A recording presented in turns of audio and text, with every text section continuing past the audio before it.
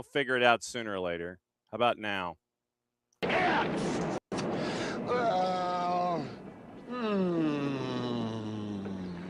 on, man. Go for it, dude. It's Friday! Friday! Friday!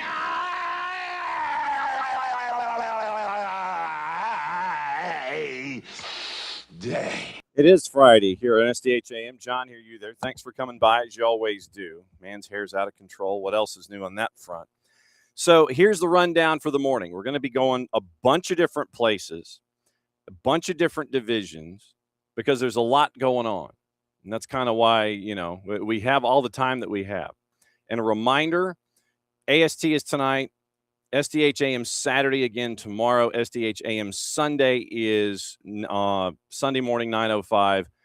On tomorrow's show, we're going to catch up with Maxie Vieira, the head coach of Asheville City, on the women's side, as they caught their flight 4 hours ago, or at least I think they left Asheville 4 hours ago to catch their flight to get up to Vermont Green for the national semifinals in USLW. We'll catch up with him tomorrow morning, batting leadoff on SDH AM Saturday.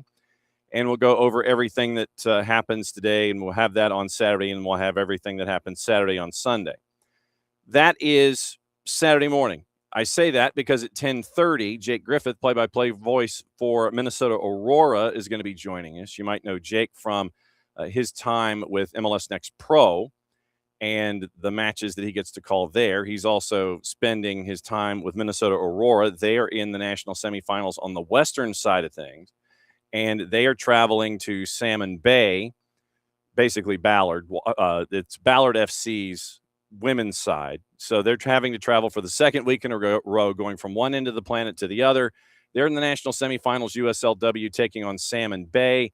That is happening this weekend as well. Jake's going to join us at 10:30 for a bit of an education on USLW and on Aurora, and maybe some MLS Next Pro while we're at it, since we've got him and we have him cornered. 10 o'clock. This one's fun. It's always cool when we get to sit there and go yellow cello. Marcelo Balboa is going to be joining us at 10 o'clock, and he will be breaking down whatever's on his mind. I do have USMNT questions, don't get me wrong, but he is in Connecticut, and he is doing work with CBS Sports on all of their platforms, so he'll be on the Eastern time zone settings at 10 o'clock when he joins us. I always worry, and I'll tell Cello this when we see him, that when it's early morning out in Colorado, it's 8 o'clock, when he would be popping on normally. If we were to request his presence in that time slot on Fridays, it would be like 8 o'clock in the morning. And it's like, that's pushing it for me. Having folks in the central time zone in the 10 o'clock hour, that's cool and everything, but the mountain time zone and beyond, that's a little worrisome. And I always am afraid about having guests on live unless it's like 11 o'clock or later when we're dealing with mountain time zone and Pacific time zone. So Cello is on the East Coast. He's working with CBS for the World Cup, and we're catching up with him at 10 o'clock about a bunch of things. 9:30, we get to catch up. Wow, Bam, good evening. Good, welcome back. The morning, David. So 9:30, we're catching up with the chairman of the NPSL, Steven Wagoner. Because I think the last time that we caught up with Steven, it was when he had accepted the job as chairman of the NPSL. And I think we caught up with him in his car as he was going back and forth from all 38 jobs that he has. So I wanted to find out, when we have him on this morning, what it's been like as chairman, how the season's been going so far. And the other reason that we have Steven Wagoner on this morning is because of a decision that was made by the NPSL, and it is a decision on their part to look at their future, and it is a change in their model, and that's why we wanted to have him come on for an explanation of the why and what it might mean and all this kind of stuff. So the bottom line is with the NPSL, and that'll be probably the bulk of our conversation, is that the NPSL is considering changing how they work. And it is an interesting thought that is crossing their desk. And so we're in conference finals right now with the NPSL. And the NPSL, just to give you an idea, for those of you that might have missed the announcement that came out earlier this week, they're continuing, and this is from the release, and our friend Gary Moody, who helped us get Chairman Wagoner on the hop for this one. They're continuing their evaluation of a new organizational structure designed to strengthen the league, create greater value for the member clubs, and expand opportunities for commercialization, strategic partnerships, and innovation. Right now, they're a 501c6. And I will ask what a 501c6 is compared to a 501c3. Proposal under evaluation for the NPSL is going to would transition the league to a member-owned structure where the league member clubs collectively own the league, continuing to maintain complete ownership of their individual clubs, brands, intellectual property, local sponsorships, and community identities. Proposal also preserves flexibility to admit a strategic partner of up to 10% ownership, provided the partnership delivers strategic value beyond capital alone through relationships, expertise, commercial opportunities, and other resources to strengthen the league. And so this would be their chance to reconsider their business model. So we will get into the conversation with Chairman Wagoner at the bottom of the hour about the season, about him, and about this, and find out timetables and ask economic questions and all that kind of stuff. So that is the rundown for this morning from a guest perspective. Obviously, we have to go over what happened in the World Cup yesterday. And mama, there goes that man again. He had another moment. And Atlanta United played yesterday against Sporting Kansas City in a friendly up at Children's Healthcare of Atlanta training ground. It wasn't necessarily that friendly at points, but we did see a couple of things. And in that, we'll run your highlights, and then we will have your AST rewind involving Jason and Noel, as they had a bit of an intersection discussion last night on 92.9 The Game and the Odyssey app about what Jason saw very early yesterday morning with Atlanta United. Tomorrow also we will catch you up with what happened with the USYNT U20s on the women's side.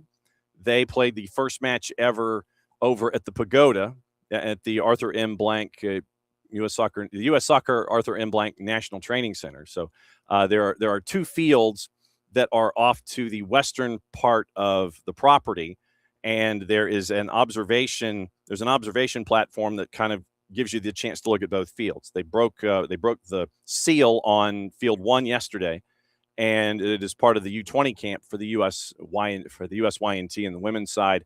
And we caught up with Coach Carly Jepson, and we'll let you know what happened in day 1 as they're in the middle of their camp until the 15th. And I think it's the 15th. I think it's 6 through 15.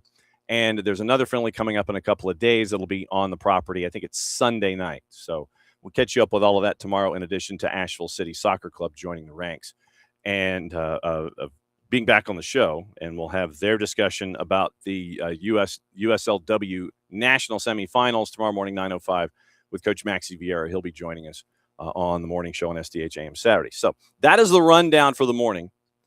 And yeah, Bam. Well, you can always catch us on tape. Bam was in LA for the World Cup. And I know that we're on entirely too early. We're on for him as he goes to bed in his normal habitat, but he was in Los Angeles with the World Cup. And so we were on entirely too early for him in the morning. So morning, Bam, morning, David. Thanks for dropping by, as you always do. Okay, opening kickoff.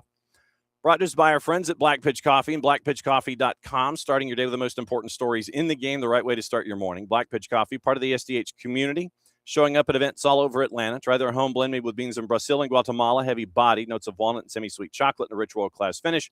Opening kickoff, powered by our friends at Black Pitch Coffee and blackpitchcoffee.com. Yesterday, I don't know if you know this, but there was a there was a game that was halfway between Providence and Boston. And it was an opportunity for all of us to see a particular team who is in the upper part of a particular bracket chasing after the idea of being in a semifinal. And it was France, and Morocco. And it was fairly dominant from France because Morocco was missing some key folks. Saibadi was one of them, and you also had some injuries that you were navigating at the back. So the main game plan was try and defend. Yassine Bono was out of his mind at points and kept them in the match. And then you had a penalty, which really wasn't. Because if you looked at it, Mbappe was already starting to, dictator Mbappe, was already starting to kind of fade as contact was coming. So Nazraoui's coming across to try to win the ball and stop Mbappe. So as he's coming across, you see the fade happen from Mbappe and slide tackles coming. Mbappe starts to kind of drift and go down. They called a penalty. It survived VAR. Don't ask me how. But Mbappe's PK was saved by Bono. And this is another stat that I didn't know from our friend Ben Jacobs. Yassine Bono has saved 7 of his last 9 penalty kick attempts. And that does include after 120 minutes in shootout. But he's saved 7 of his last 9. Saved the penalty kick attempt from the dictator Mbappe. Ball don't lie. But then it would be a goal on the board. And you would have a moment. You would have a moment where we're all reinforced as to morning Knicks as to why Kylian Mbappe is in fact Kylian Mbappe. And so here is said moment, courtesy of our friends at Telemundo Deportes. Trata de bajar, duelo hace bien para Mbappé.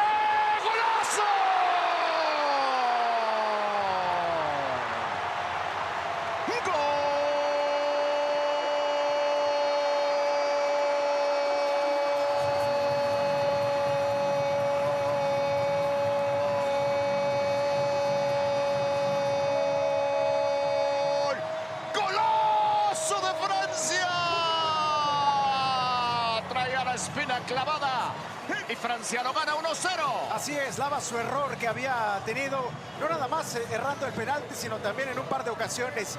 No se toma nada de tiempo, ni siquiera toca la pelota antes de jalar del gatillo y ve a dónde la pone, pegadita al palo. Este hombre tiene 8 goles en la Copa Mundial, 11 convertidos en los últimos 7 partidos. Número 10, Kylian Mbappé. 20 goles ya en Copa del Mundo, se pone a 1 de Leo Messi.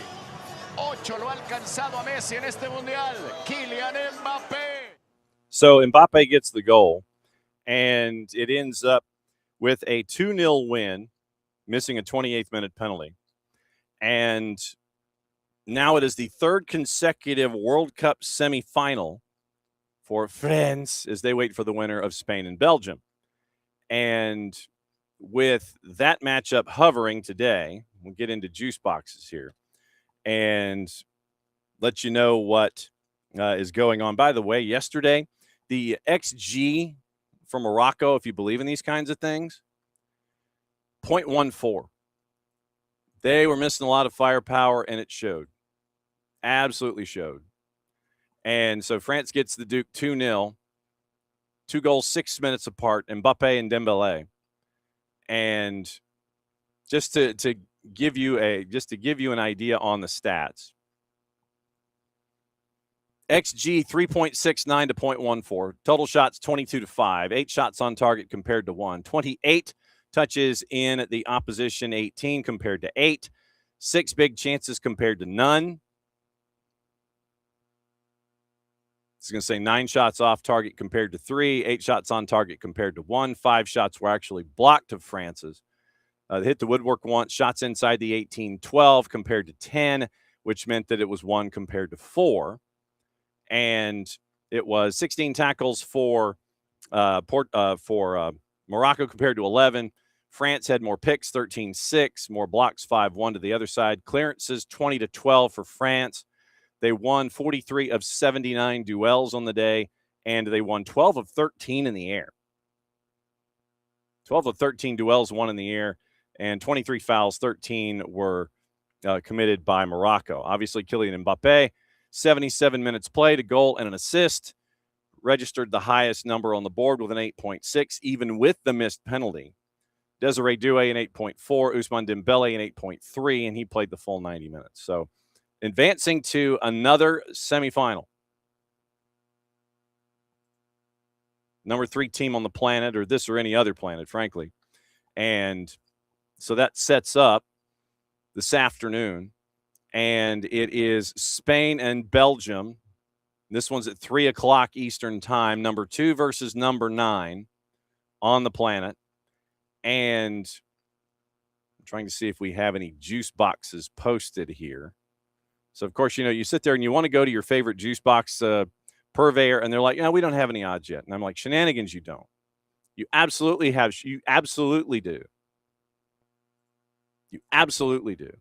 So I'm going to have to go someplace else legitimately to try to get juice boxes for this thing. And, yeah, whatever. Fine. Goodness gracious. Fine, I'll play here. And so right now, Spain is a minus 334, and this is to advance. Belgium is a plus 250 to advance, straight up. So that is your straight up advancing. Lamine Yamal at an over 1.5 is starting at a plus 225. It's now up to a plus 250. De Ketelaere, just to give you an idea, De Ketelaere scoring with his head is a plus 1,600 after starting at a plus 1,400. So the money is heading pretty much in one direction, no real surprise. And it is minus 163 to win in 90 minutes. 90-minute draws a plus 300. Belgium is a plus 450. And once again, straight up advancing is a minus 334 for Spain and a plus 250 for Belgium. So however you wish to take those juice boxes, you may take those juice boxes in that particular direction. So that is the rundown of everything attached to this matchup. Spain beat, Spain beat Portugal 1-0, unbeaten in 11 meetings with Belgium since 1980, winning 9 of them. Oyarzabal has 24 goal involvements in his last 18 national appearances. And they remind us that Mikel Merino came off the bench at 90+1 to get the winner against Portugal in the last round. Belgium has scored 12 goals in their last 3 World Cup matches, averaging 4 per. Came back from 2-0 down to beat Senegal. Substitutes have scored 5 goals in the World Cup for Belgium, the most of any team. And they are coming off of, obviously, the 4-1 win over the United States in the last round to get to where we are. Once again, 3 o'clock at SoFi, a.k.a. Los Angeles Stadium. And Michael Oliver is the man in the middle, your Premier League referee. Michael Oliver in the middle for this one at SoFi. 3 o'clock kick, Spain and Belgium, however you wish to consume, at number 2 versus number 9 on the planet. And that one is on a bunch of different places. And mainly I'll be watching on Telemundo because I just watch on Telemundo. Speaking of, since we're getting in that direction, what to watch, where to watch it, how to watch it, brought to us by our friends at Fanatis, fntz.co/soccer down here. 5 a.m. Australia time for Spain and Belgium. Spain is paying out, according to BAM, $1.61 on the draw. Spain is paying $1.61 on the draw, $4, and Belgium at $5.70. Lamine Yamal is paying $2.40 for an anytime goal. Morning, Abby. So here's your rundown for today, and it's really easy. It is Spain and Belgium on Big FOX, Telemundo, Fox ONE, and Peacock. On the women's side, the NWSL is up and running. Orlando and Kansas City current there on Prime at 8 o'clock. NWSL Plus has 2 other matches at 8, racing Louisville and Bay. Boston Legacy and Chicago Stars. Victory Plus has Utah and Gotham at 10 o'clock. That sets up Saturday. USL Prinks Cup, 9 o'clock. San Antonio and Red Wolves. That one's on the Deuce. Still have yet to ever see a Prinks tire. And if anybody ever sees a Prinks tire, can you please take a picture of it for me? I mean, like in civilization. Take the picture of said tire in the wild and fire it over here. Quarterfinals on Big FOX, Norway, England, and Argentina, Switzerland. That's at 5 and 9. Same on Telemundo. ESPN Plus is going to be busy. Prinks Cup all over the place on your Saturday. It is starting with Roots and Spokane at 3 o'clock. noon Western kick, Oakland announced that they are not going to be spending the 27 season at the Oakland Coliseum. They're going to find another place. You have 4 matches at 7. You have 5 at 7:30. You have 3 at 8, 1 at 8:30, 2 at 9, 1 at 9:30, 2 at 10, and 1 at 11. So that is Prinks Cup weekend on ESPN Plus. Fox ONE has your quarters. Fox Soccer Plus has Can Champ. It is leg 2 of Saint Laurent and Forge. They played in the midweek. It was a 1-1 draw.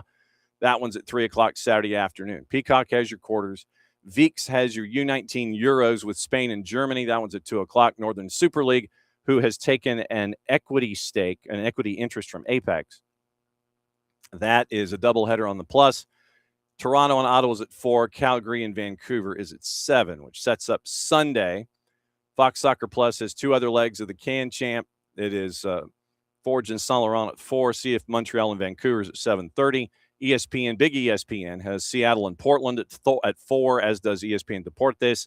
The Plus, Victory has Denver and Houston. That is at 7 o'clock.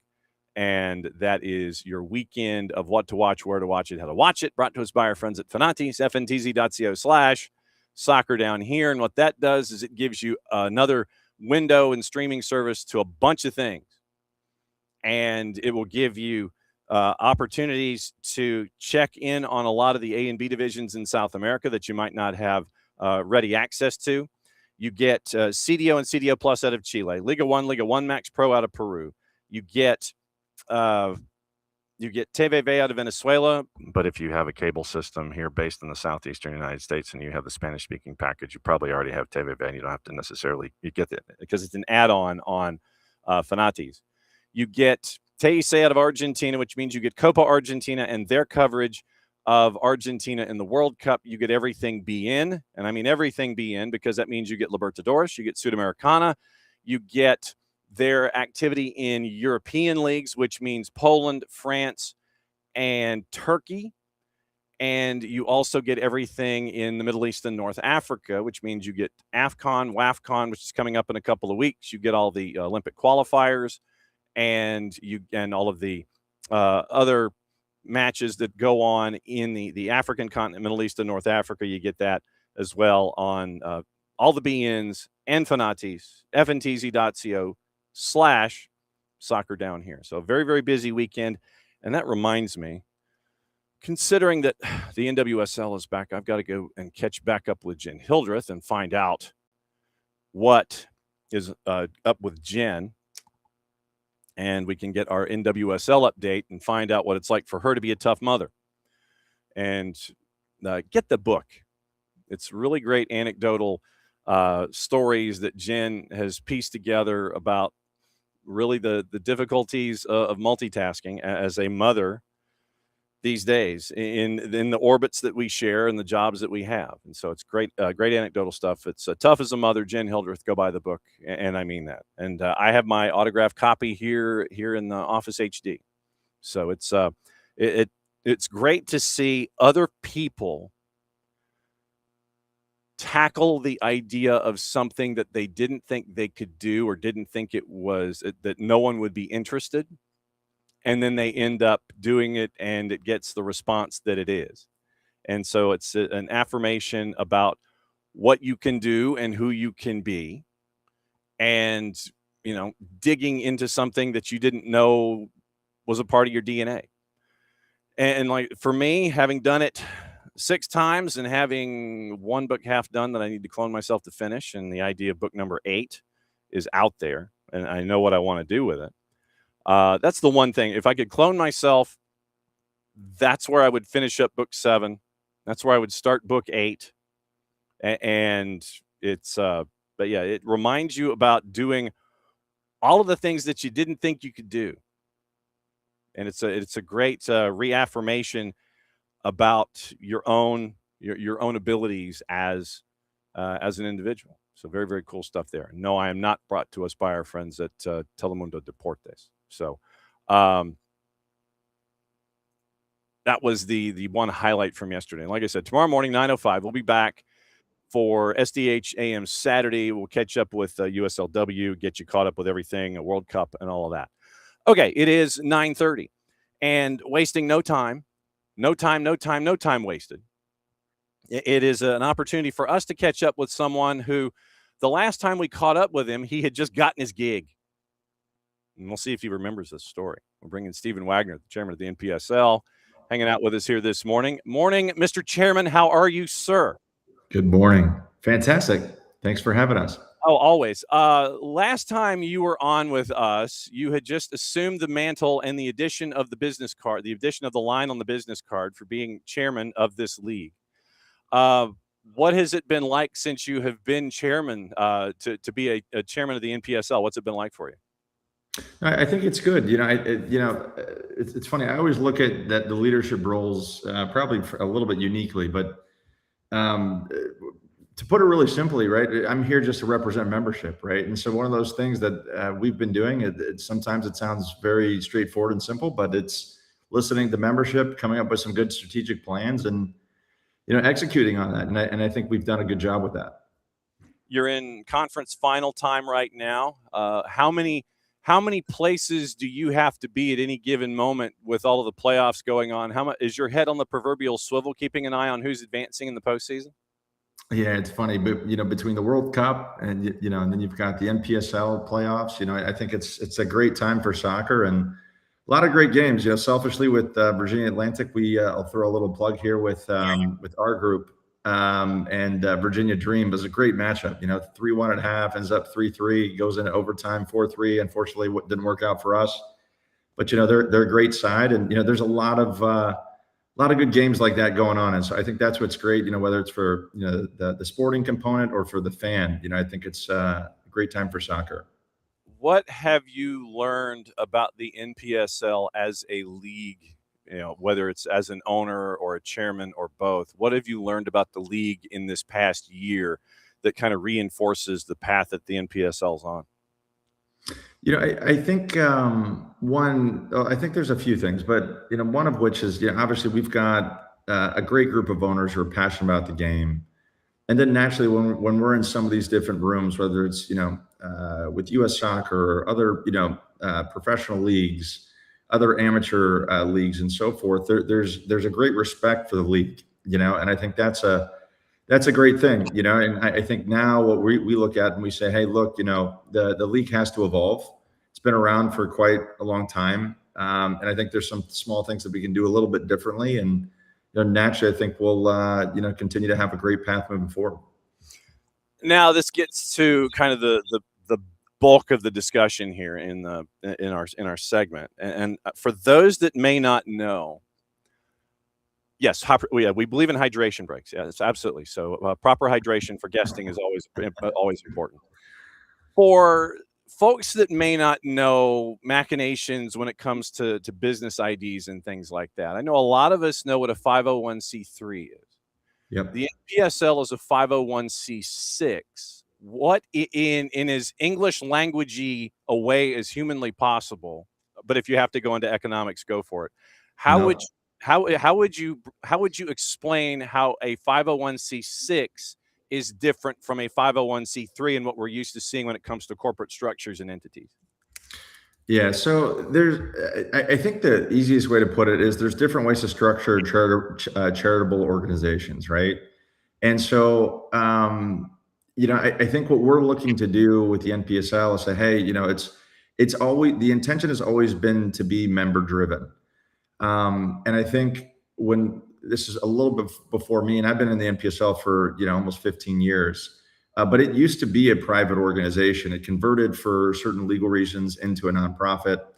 And it's just always run that way. But I do believe that one of the unique things to it, is that, it's always been member run. And so whether it's as a nonprofit, and how we've structured it and the difference between a 501c3 versus a 6, it's small stuff, right? It's just the way that it's structured to keep it really, really top level. It's still a non-for-profit, right? All the money stays in the organization and goes to, the members and everything. A lot of it's raised, to be fair, by the membership. It's a contribution from the members into the league that pay for league expenses. So I think now what we're looking to do is commercialize the league and look at a different entity structure that, we believe could, help make us more and more successful as we move forward. Earlier this week, it was announced by the league that you're looking into this idea, and you're continuing the evaluation of organizational structure, creating greater value, expanding opportunities, commercialization, strategic partnerships, and innovation. And so you're now looking at this idea of the proposal under evaluation, transitioning the league to the member-owned structure. League members collectively owning the league, continuing to maintain complete ownership of their individual clubs, brands, intellectual property, local sponsorships, and community identities. Proposal also preserves flexibility to admit a strategic partner of up to 10% ownership, provided such a partnership delivers strategic value beyond capital alone to relationships, expertise, commercial opportunities, or the resources strengthening the league. That's from the release. How far back were the discussions to go down this route before the announcement was made 3 days ago? Yeah, so I've been on the board for quite a while, and I think this has always been something that has been discussed, and for whatever reason, it was never actioned upon. And so when I took on this role in December, I said, hey, there's 3 objectives that we have for this year. One of which was to get representation with the U.S. Soccer Federation, so we ended up running for the U.S. Soccer Adult Council.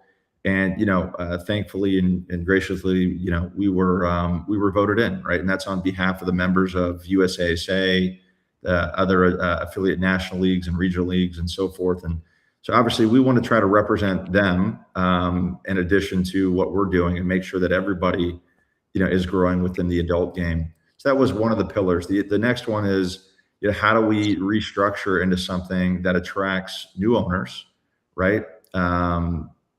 Also naturally encourages retention, right? It's almost like owning a house versus renting a house. If you own your house, you're naturally going to take care of it probably a little bit differently than if you're renting it. And that's probably the easiest way to put it. And then lastly, is how do we align and identify within PLS under professional league standards? And so I think there's a lot of strategy. And so those are really those 3 objectives that we have for this year. Right now, we've got a lot of support on the restructure, which is fantastic. And so, I think what we're trying to do is be transparent. We've done informational meetings with lawyers and, on the finance side, accountants, you name it. Then we've had, multiple months for members to ask questions. Then we've done live Q&A sessions. And I think that's a little bit different approach. In the past, it's been, hey, this is what we're doing. And, it's not even the NPSL. I think in a lot of situations, you get, 50 or 100 people in a room. It's like, hey, how do you navigate this where people feel a part of it, can ask questions, but it's not also, something where things get sidetracked. And so I think my objective has been how do we have that right balance there? And I think we've done a good job with that. So what we're going to do is repeat what we've just done, on the first piece of presenting it to the league, which first took place in January. Then we took a month or 2 to just, get all of our ducks in a row. Then this next phase that we did, was about a month ago, and that was presenting it formally to the league, right? Outside of me just presenting it. And then now we're moving into the presentation of the operating agreement and reviewing that. And that's never the fun stuff, but it's obviously needed, because I think what we want to do is set the league up, not just for the next couple of years, but 10, 20, 30, 40 years from now. Hey, like we've got the principles in place, so then that way, whoever's leading it, running the show in the future, or, whatever the league turns into, it's been set up the right way from the get-go. And that's our intention. How many franchises are currently in the league or planning to be added to the league for 27 right now? Yeah, so we've got about 70 in the mid 70s that are either active, inactive, or have already committed to the league for next year. And then, I think one of the challenges that we have, which is a good problem, right now, with our membership buy-in, people are paying the full membership fees. So, we're not charging, it's not $1,000. It's a $25,000 membership buy-in. And the reason why I say it is because the owners that are coming in, they're serious, right? Like Fuego just came in, and they were formerly USL-1, right? Like, and that's not to name drop the different leagues or this or that or whatever. It's more of, we're trying to attract an owner that, yes, can put a good product on the field, but also recognizes, hey, this league, in order to be successful and for the teams to be successful, we need to be able to push the envelope forward, and the expectations of ownership need to continue to increase. So we're being very strategic on, our expansion moving forward. We've got some more teams in the pipeline, which is fantastic. And we think with some of the announcements and other projects that we're working on between now and the next, 6 months, that the NPSL is going to be positioned, very well moving forward. Is there one question or concern in the first 6 months of 26, as you've had these two stages of presentation, that has come up more than any other topic when you're back and forth is there with ownership groups and franchises? Yeah, I think my head goes in a couple different directions, and the reason is one of the beauties of the NPSL and the amateur game, and this is any league at the amateur level, is you have a lot of different perspectives and a lot of wide levels of ownership, as far as whether it's net worth, financial backing, and so forth. Some teams are literally trying to bootstrap their programs and spend the least as possible. And some are putting in hundreds and hundreds of thousands of dollars over that, 2 or 3 months time. I could talk a little bit about our group. We did housing. We had 16 housing spots, 3 houses we rented over the summer to bring in top players. And I think that showed this year, right? Like our product is really good on the field, but also we're taking care of, our players. But I think the challenge is we want to come off, to answer your question directly, we want to make sure that it's very formal and that the legal piece is worded correctly and properly, but then it's how to, no different than you're asking, hey, the difference between a 501c3 and a 501c6, how do you then, dumb it down so then that way, not as it only everybody can understand it, but in addition, that it's not overcomplicated. And I think that's one of the things too. But there's been a lot of really good questions on it. A lot of it is just making sure. I think people want to make sure that they're still going to have a voice, and that the league is being positioned correctly. Is there more of a concern from, and I'll just use this in a budgetary sense, is there a concern from those that are, to use your word, bootstrapping, to come into this conversation versus the ones that are spending the 6 figures? Is there a concern that those that are bootstrapping their way in may not have as much of a say at the table if things continue to progress their way down the line? And how much of a challenge is that for the NPSL to reassure those bootstrap franchises, no, everybody's got a seat at the table here? Yeah, so it's actually a great question. One of the things that we made sure of is that, there's not going to be, people aren't going to be able to throw their weight around based on, hey, I've got more money than you, or this or that. It's going to be one vote per team. And naturally, right, if there's 100 teams, there's 100 votes. If there's 50 teams, there's 50 votes. Are there's other different ways to structure things? Sure. I think one of the things that we're looking at is equity through tenure. Now I don't want that to be confused with voting, right? Because that'll be different. So voting rights versus equity. But as you stay in the league 5 or 10 or 15 or 20 years, there will be some incentives that, you would basically have vested equity or additional units, awarded to you within that LLC model. Being an LLC declared as a partnership is the structure that we're looking at. And the reason for that is we want people to be around, right? If you're invested in the league for 5, 10, 15, 20 years, you should be rewarded, right? And that's any business. And then naturally, I think there's just this natural evolution where, if you've got equity, and I'm not going to throw on valuations just because I think that would be, a little misleading for the conversation today. But let's just say that you had $1 today, and now all of a sudden you have $3.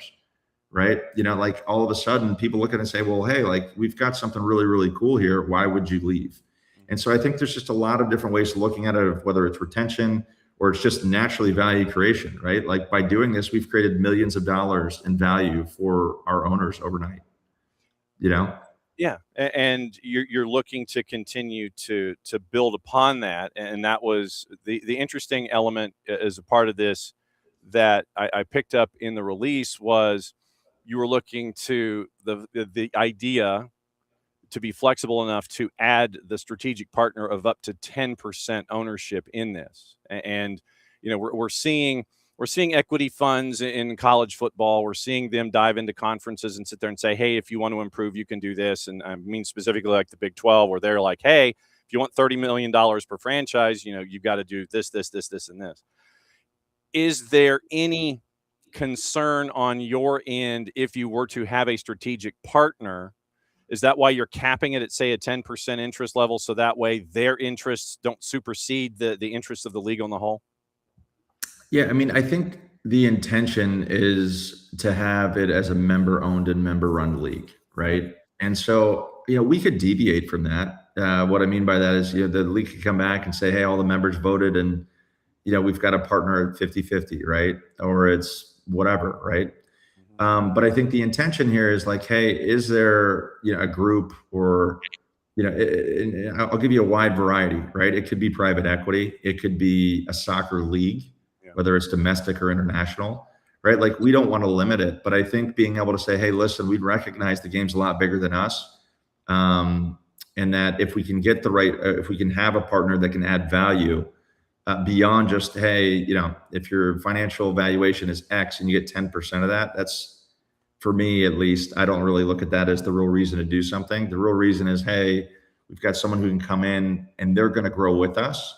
And then naturally there's a win-win that we're creating more value for members. So that's the thought there. But again, it's that could change. Like, we'll have to see how that looks. Not going too deep here, but you ultimately could have a holding company, subsidiaries under it, and naturally you can have different equity structures under each subsidiary, right? Like, so there's just so many ways, and we've done a lot of financial modeling on this. There's a lot of ways to structure it, but I think what the reoccurring theme is, we want to make sure that our members are heard and that have an equal voice. And I'll kind of end with this on that, is that right now you do have some leagues that are member owned. A lot of them have a majority or almost a majority of a partnership, right? It might be a 51-49% or a 60-40, right? In some scenarios, you've got it's completely privately owned. Some scenarios, it's a franchisor franchisee model, right? So like, there's no right or wrong way to do it. But I think what we're doing, this will be one of the first leagues that comes out that I'm aware of at the amateur level, saying, hey, this league is fully owned by the members and it's an equal thing, right? So everybody's got a fair vote, fair opportunity at the table to voice their opinions.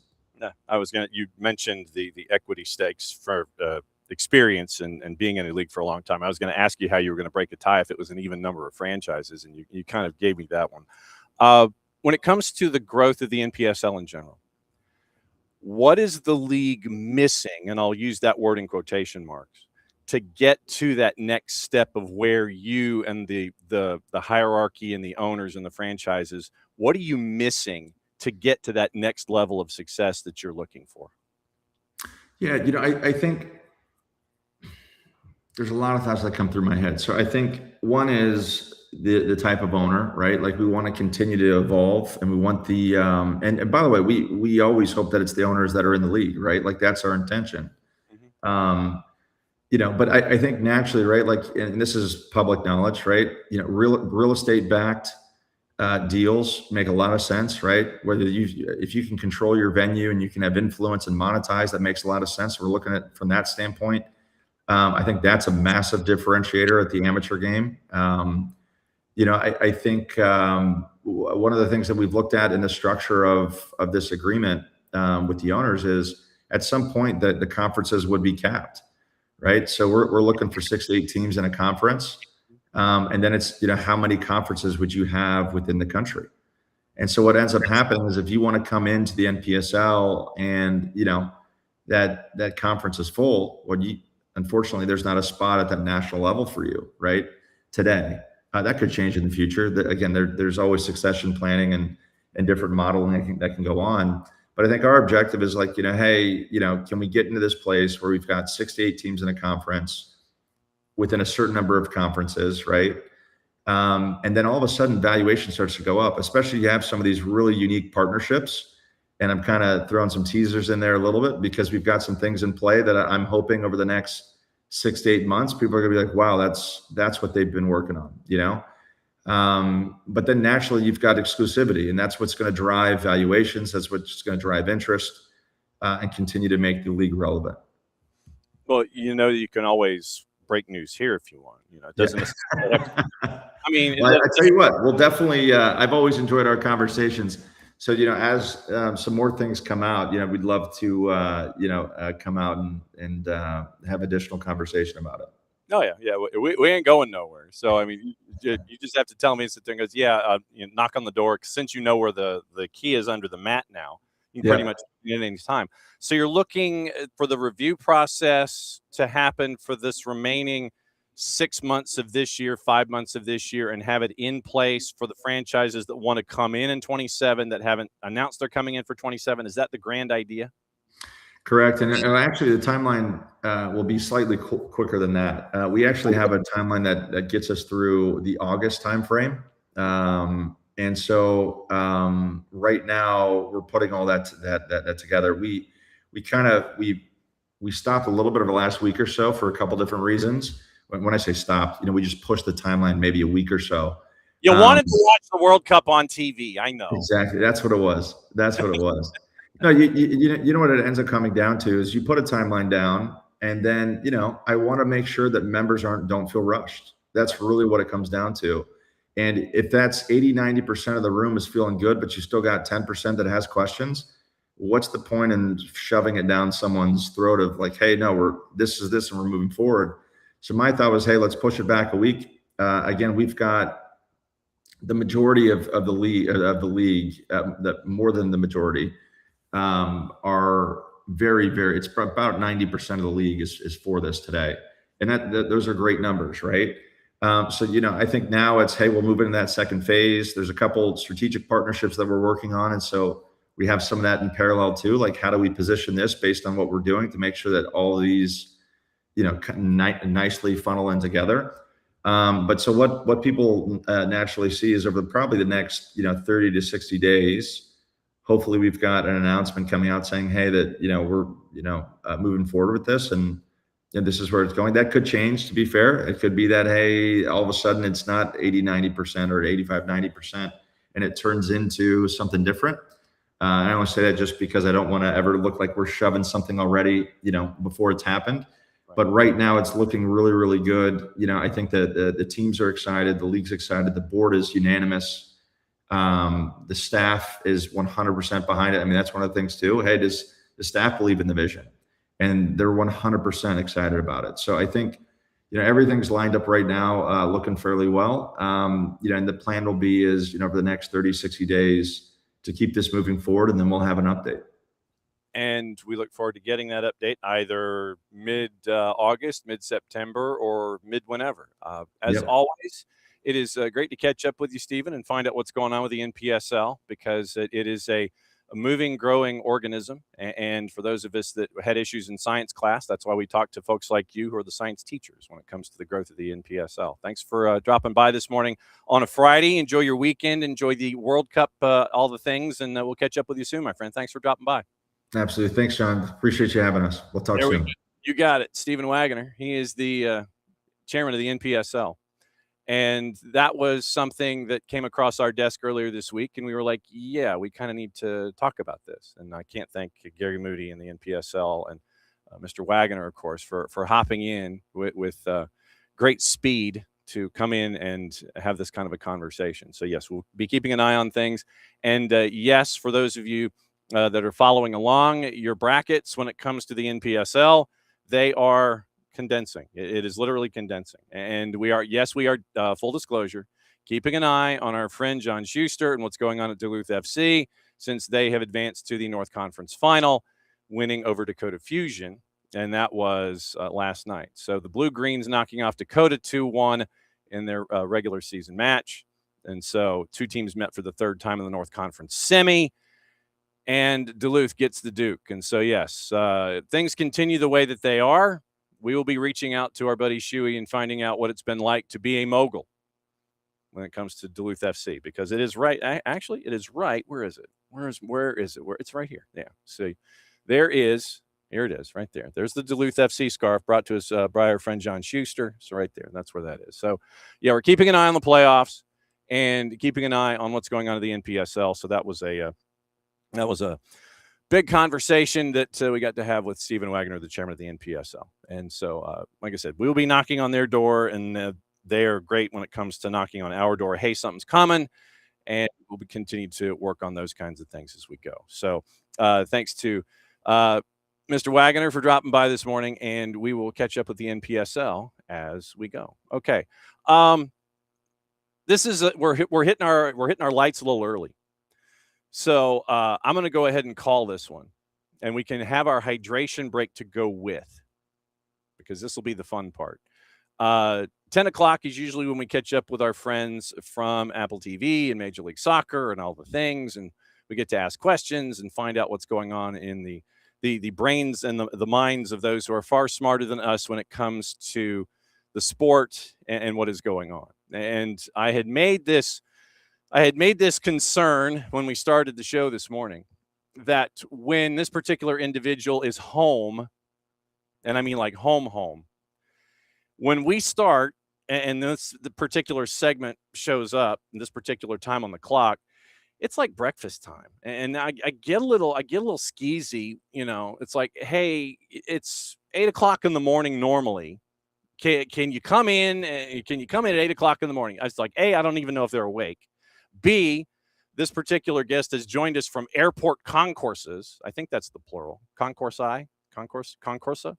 And he has been hopping on planes about ready to go through metal detectors.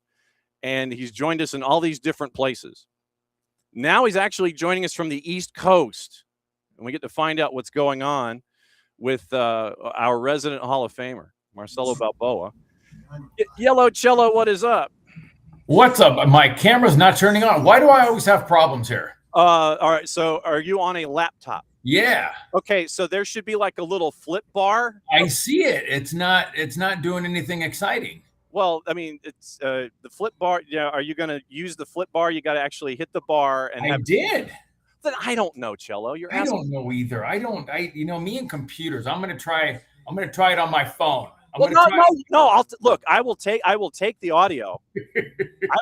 I will take the audio. All right. We figure out the camera. What's up, buddy? Dude, it's been entirely too long. It's been fantastic to see what you've been doing up there with CBS.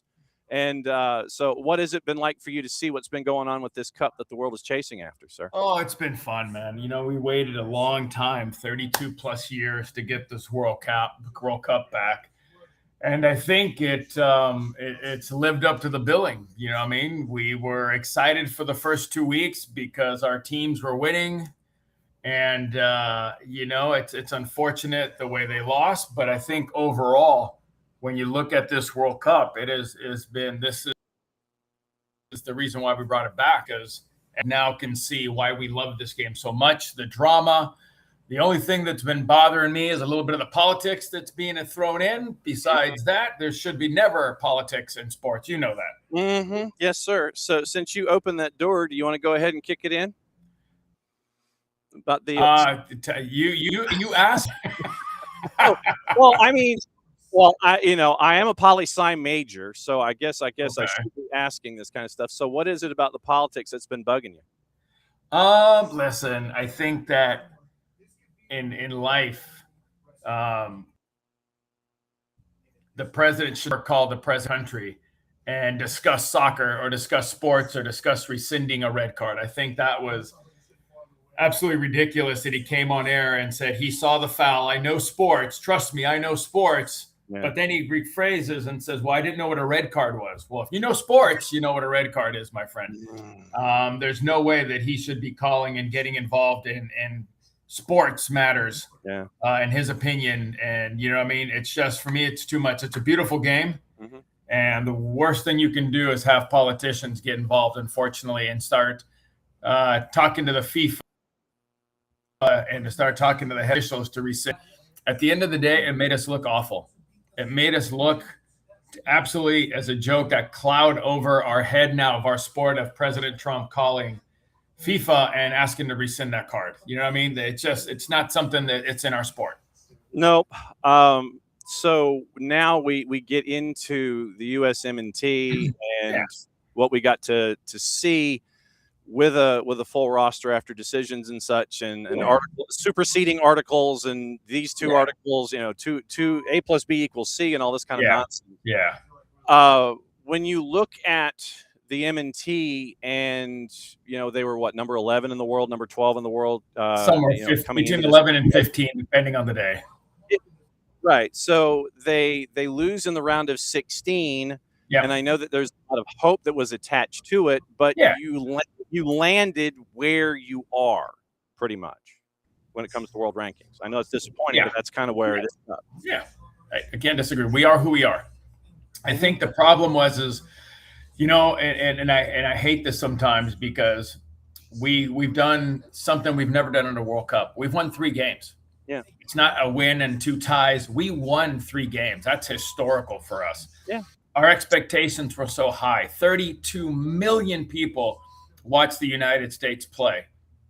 So everything was going in the right direction. Unfortunately, you know what? Everybody had a crap game. Absolute crap game against Belgium. They made a few changes. We never adjusted. It was really the first test that we were going to have. I think real big test of a team that's in the top 10. And they hit our weaknesses like we all thought we had. Yeah. Our goalkeeper's feet were not great, and it showed in that game. Tim Ream, we were all worried about Tim Ream at 38 was going to happen. And I take it back. He's had a great World Cup. Yeah, we played teams we were supposed to beat. We dominated and controlled them. But when we played a real team that was going to challenge us, we made a few mistakes. And when you call out names, you've got to call out Serginho Dest, Tim Ream, Matt Freese. So it sucks. Mm-hmm. We didn't reach the goal we wanted, which was a quarterfinal. Yep.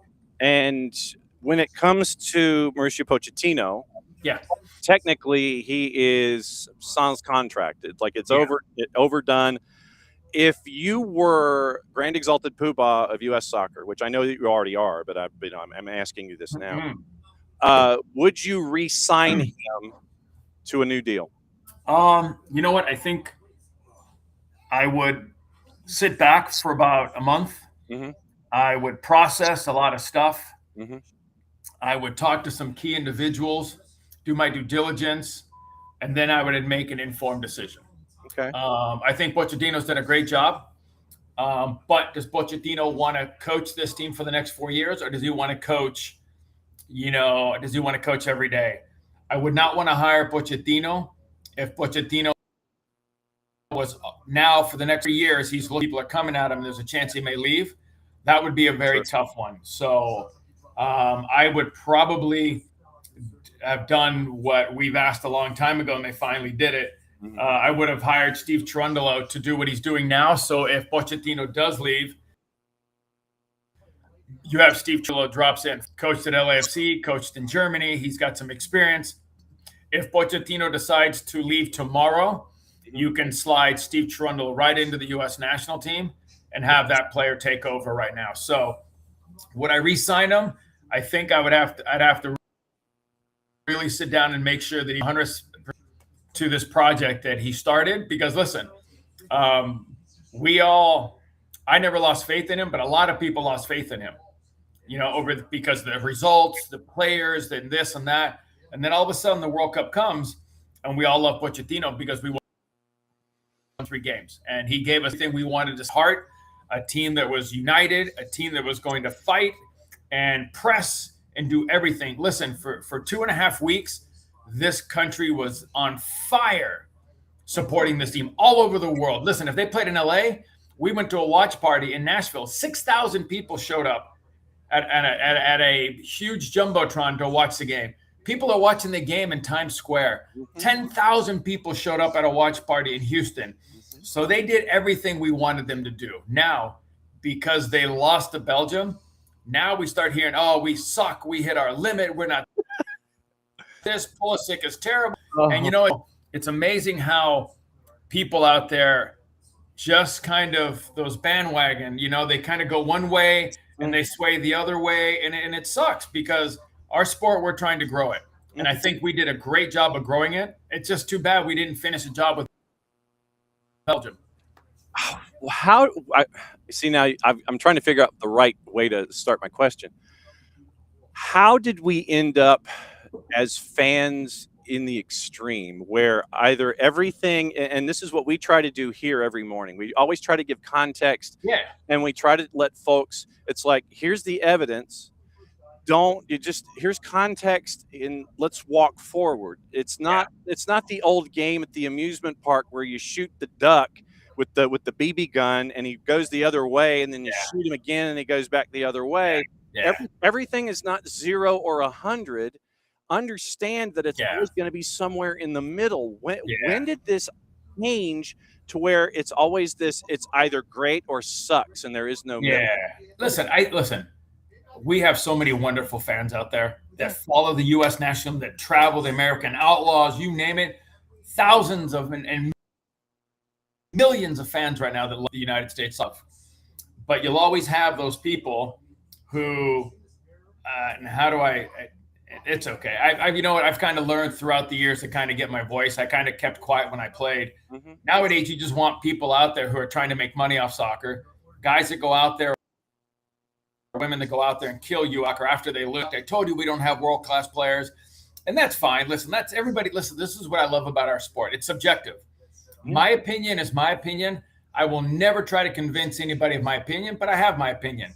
But there are people out there who have their opinion who will call you a moron, who will call you an idiot. You know nothing about soccer. And I sit there going, okay, I've got my coaching licenses. I've actually coached at the academy level. I've coached with the under 20s and the under 16 national team. So I'm sitting there going, I'm giving you my experience of what I think. And that's it. And people believe online. And I laughed the other day because I'm sitting here going, okay, because I watch CSI, right? You watch CSI? Yeah, the original, yeah. Okay, so by me watching it for 5 years, does that make me an expert in forensic files or forensic evidence? And does that make me a private investigator or a cop? No. I mean, no. Gil Grissom knows what he's doing. I do not. Exactly. But that's like me having an opinion, telling those guys they're always wrong, and going online and giving opinions that I have no clue in. I've just watched TV, and what I see on TV, I'm giving you advice. And a lot of people who have never kicked a ball, a lot of people who have never played the game of soccer, call me and all of the ex-players morons because we have the wrong opinion. So I think that's where we've got to change a little bit and be a little bit more positive towards our sport.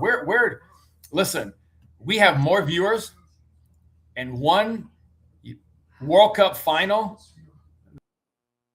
than NFL or any other final you put in the United States. We'll have 1.3 billion people watching the World Cup final. That's pretty damn good. Mm-hmm. Our sport is the #1 sport all over the world it's played. You know what I mean? Mm-hmm. And we've been fighting for 32 years. Think about it. Other countries have been playing for 100 years in their leagues, or 80 years, 90 years.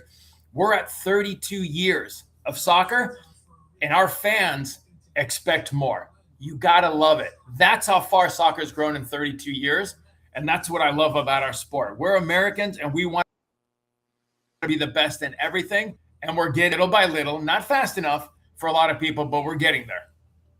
And I think it's the incrementalization to create a word that drives people crazy. It's like progress can take many forms.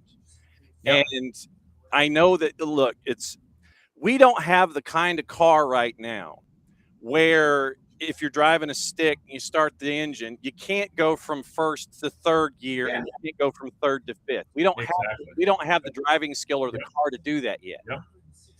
And right now it's like, all right, find the gear, make sure that you can push the clutch in enough, and then when you get into traffic, then you can navigate everything. I mean, that's one of the things that we tried to talk about here on the network is rising tide lifts all boats. Yep. And if you grow the game together, regardless of where you are, instead of ishing on it and saying that everything is crap, then you come off. Everybody had a crap game. The game sucks.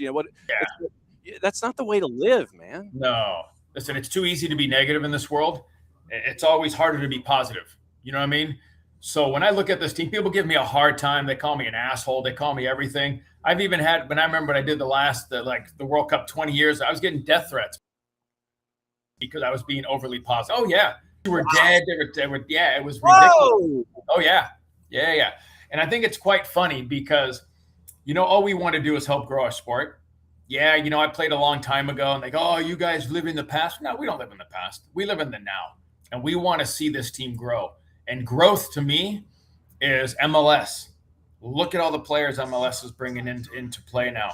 Look at the stadiums we have. Look at the training facility. I heard players the other day, Holland was talking about the training facilities and how wonderful it is here in the United States. So we're doing our job here in the United States. We're growing the sport. Listen, it's going to take time, and we just want to see a good foundation. We want to see it grow. And I think right now, when you look at the sport, yeah, you know what? We had a bad day. Great. We had a bad day. So that bad day now, we suck and we don't have the players to do anything. Well, I can tell you this, John, on any given day, on any given freaking day, this team could beat any. They do have the players. Now, can they do it consistently?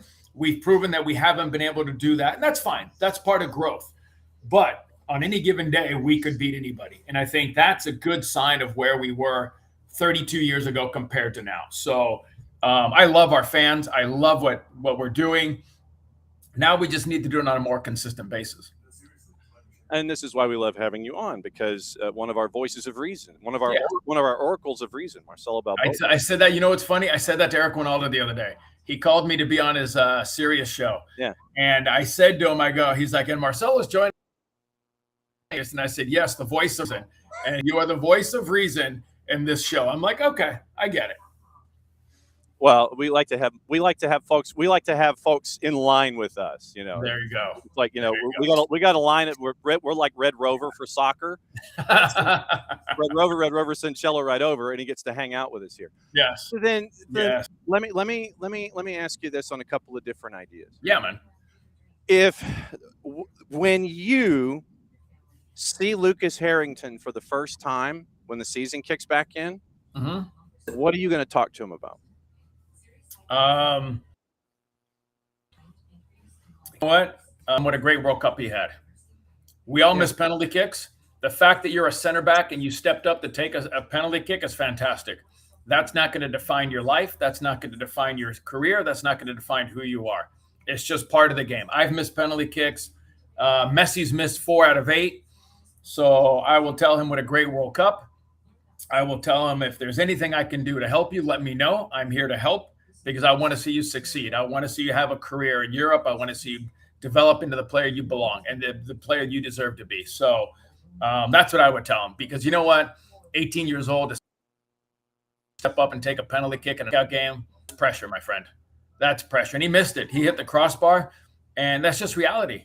I mean, I've missed penalty kicks. Everybody misses penalty. I don't know anybody that hasn't missed a penalty kick that's played soccer that's taken one. You know what I mean? So the kid's a good kid, man. He's a good kid. He's got his head on straight, and he's got a bright future.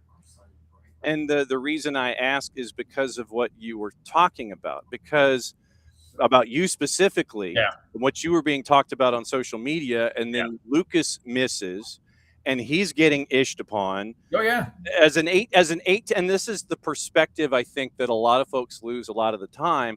Yeah. It's like he's an 18-year-old kid. Yeah. And it drives me crazy sometimes when you're sitting there. It's like, look, he's 18, he's on the world stage, and he's handling that moment. Yeah. I mean, he's doing that. I mean, you get a guy like Jonathan Tah who steps up in the 6th, and Leon Goretzka doesn't. Goretzka, he's catching everything known to mankind from German fans. Jonathan Tah steps up, and he airmailed it, but he stepped up in the 6th, which is an even more of a pressure situation. But I mean, you're telling an 18-year-old kid on social media that he's basically a worthless piece of you-know-what. Yeah, like I said, I think that I hate when because you buy a ticket doesn't mean you have the right to abuse an athlete. You know what? Everybody here's what I've learned. I don't know what's going on in your life. I don't know what problems you're having. I don't know what issues you're having. And we all know that family issues, other issues in life affect you as an athlete. But I feel that sometimes because people pay, they've had a few drinks, that they feel they have the right to say whatever they want. You know what I mean? And I always say, well, how would you like it if I had a few beers and I went to your work and started screaming at you the way you scream at me in front of your colleagues, and your coworkers, and I've got about 10 of my buddies sitting at your office, right in front of your office, screaming at you like you do to them. You know what I mean? So I don't think that we comprehend sometimes that athletes are human. Athletes have issues. Athletes have problems, but they think because you make millions of dollars, what problems do you have? You would be surprised of all the problems athletes have, especially with mental health. Yeah. With the pressure you put on yourself. So, but listen, our sport wouldn't be, or any sport wouldn't be where it's at without the fans. So we appreciate them, but there's always a few that just take it a little too far. Yeah. Another couple of minutes with our voice of reason, our oracle of reason. And I mentioned Lucas and Jonathan Ta as kind of a way to talk about Christian Pulisic a little bit. Yeah. And how many times have you, because I know that you have in your career, how many times have you suffered an in-game injury and tried to gut it out no matter how serious it was, and you couldn't do it?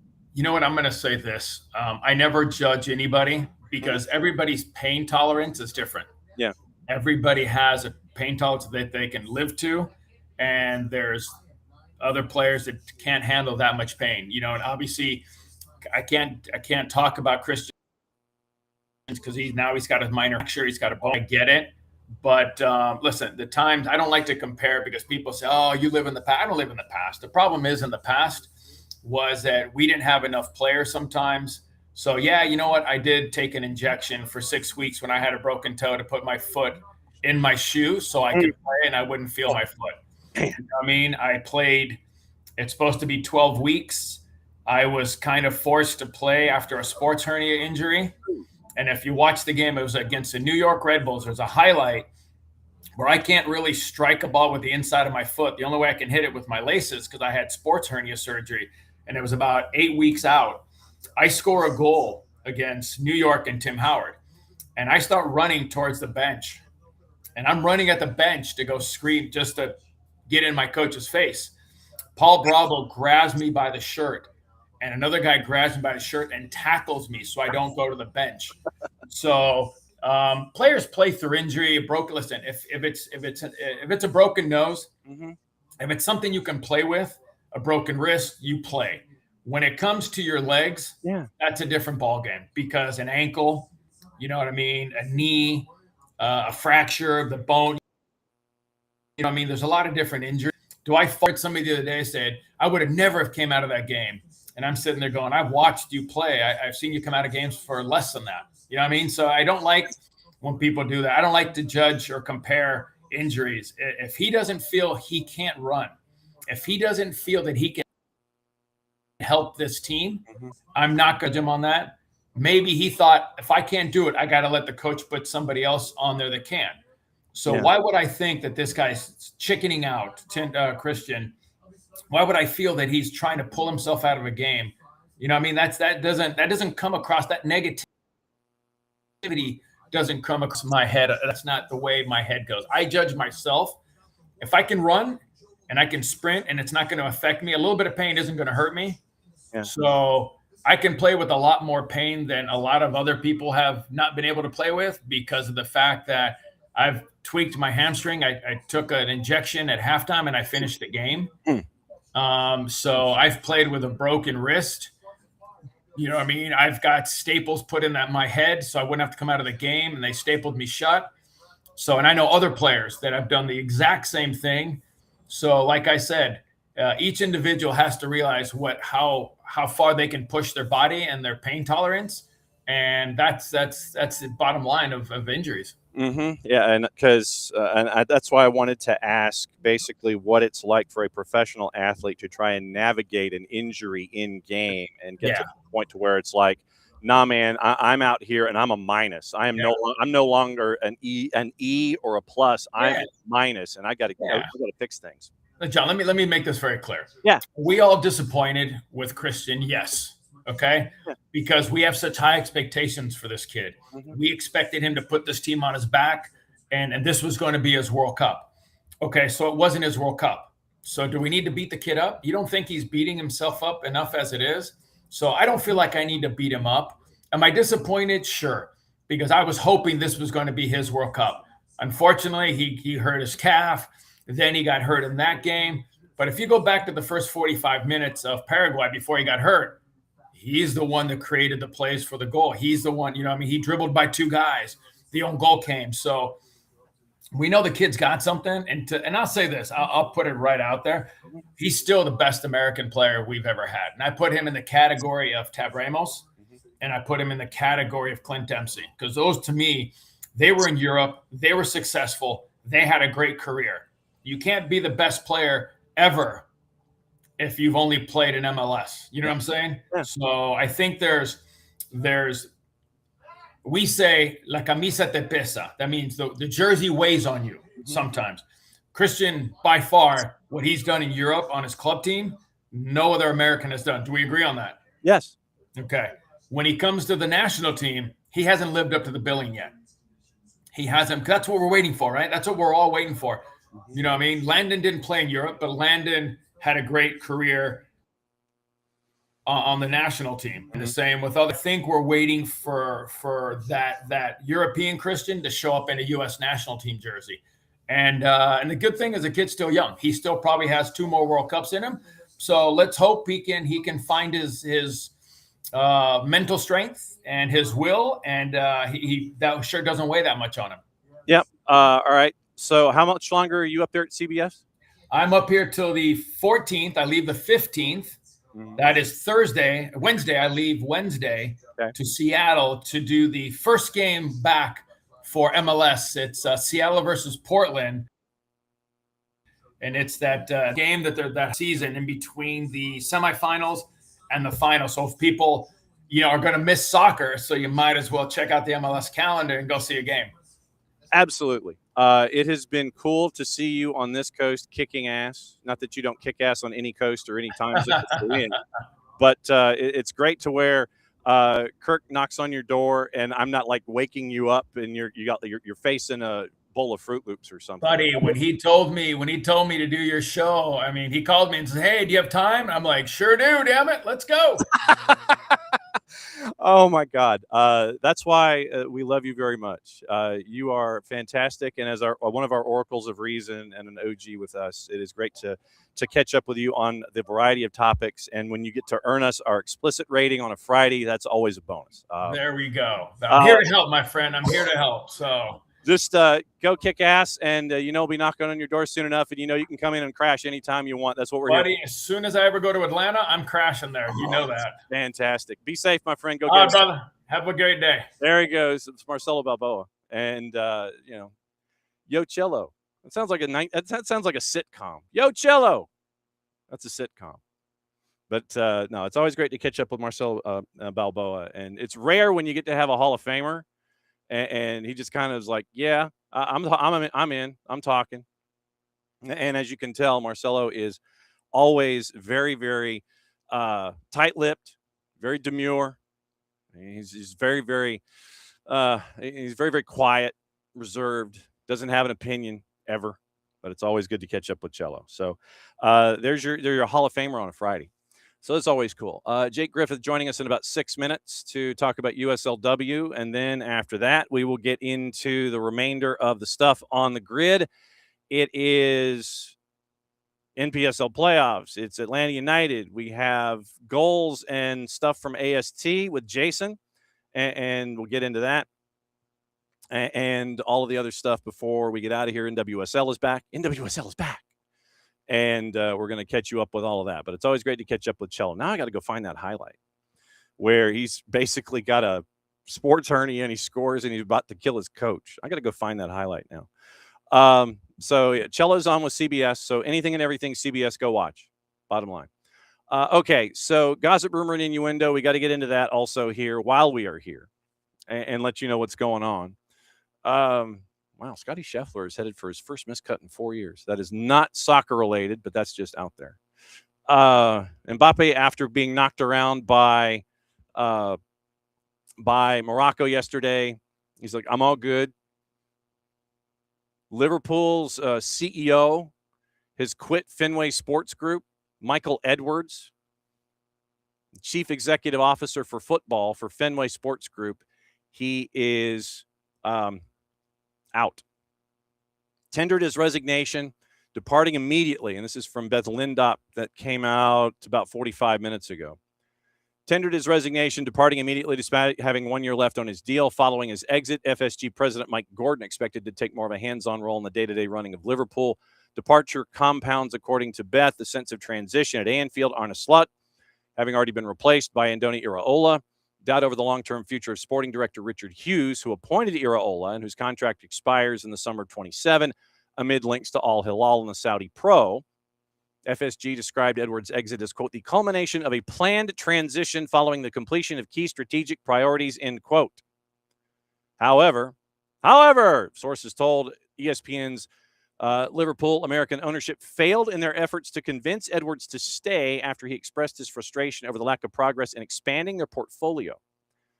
FSG explored more than 20 different clubs, including Bordeaux and Malaga, before shelving plans to add another team to their stable earlier this year. Edwards departs with the key role of bringing them the Premier League title in 25. Statement from Edwards. And 4 of the top 10 signings arrived last summer. Isak at 125, Florian Wirtz at 109, and these are all in pounds. Hugo Ekitike at just under 83, and Milos Kerkez was the number 9 signing. So 1, 2, 3, and 9. Or is it 1, 2, 3, and 10? 3, 6, 10. So 1, 2, 3, and 10 go to Liverpool, and it didn't go well. So Edwards out at FSG.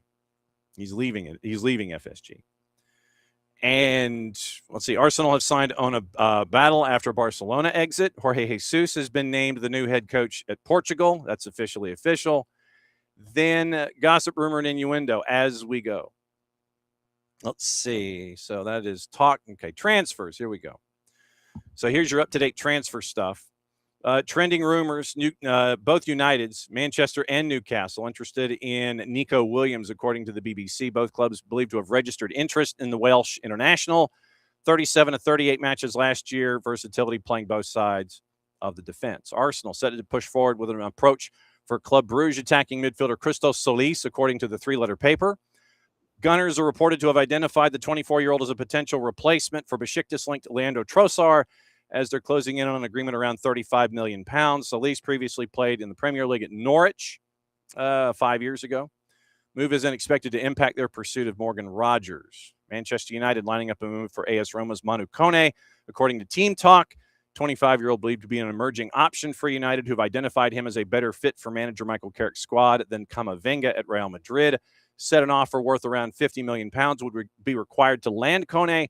There is a potential competition for him emerging from Liverpool, Chelsea, Arsenal, and Manchester City, basically all the big wallets. So keeping an eye on that. Arsenal, Bayern Munich, Chelsea, City, among several clubs keen on free agent center back Elijah Upson, according to the 4-letter paper. The 18-year-old son of former Premier League defender Matthew Upson recently left Spurs after turning down a professional contract offer, ending an 11-year spell at the club. So he's been there since he was 7. Okay. Reported he will take time before deciding his next move after visiting the Gunners' training ground. Everton, Dortmund, Monaco also interested. Liverpool and Arsenal remain in talks with Lille regarding a deal for Ayoub Bouadi, according to Football Insider. Believe both clubs have informed the Ligue 1 side they'd be willing to include a 1-season loan-back clause in any potential move. Any deal for the 18-year-old Moroccan international still expected to require an offer worth £100 million. Said to see a Bouadi as a potential replacement for Inter Milan link Curtis Jones. Done deals.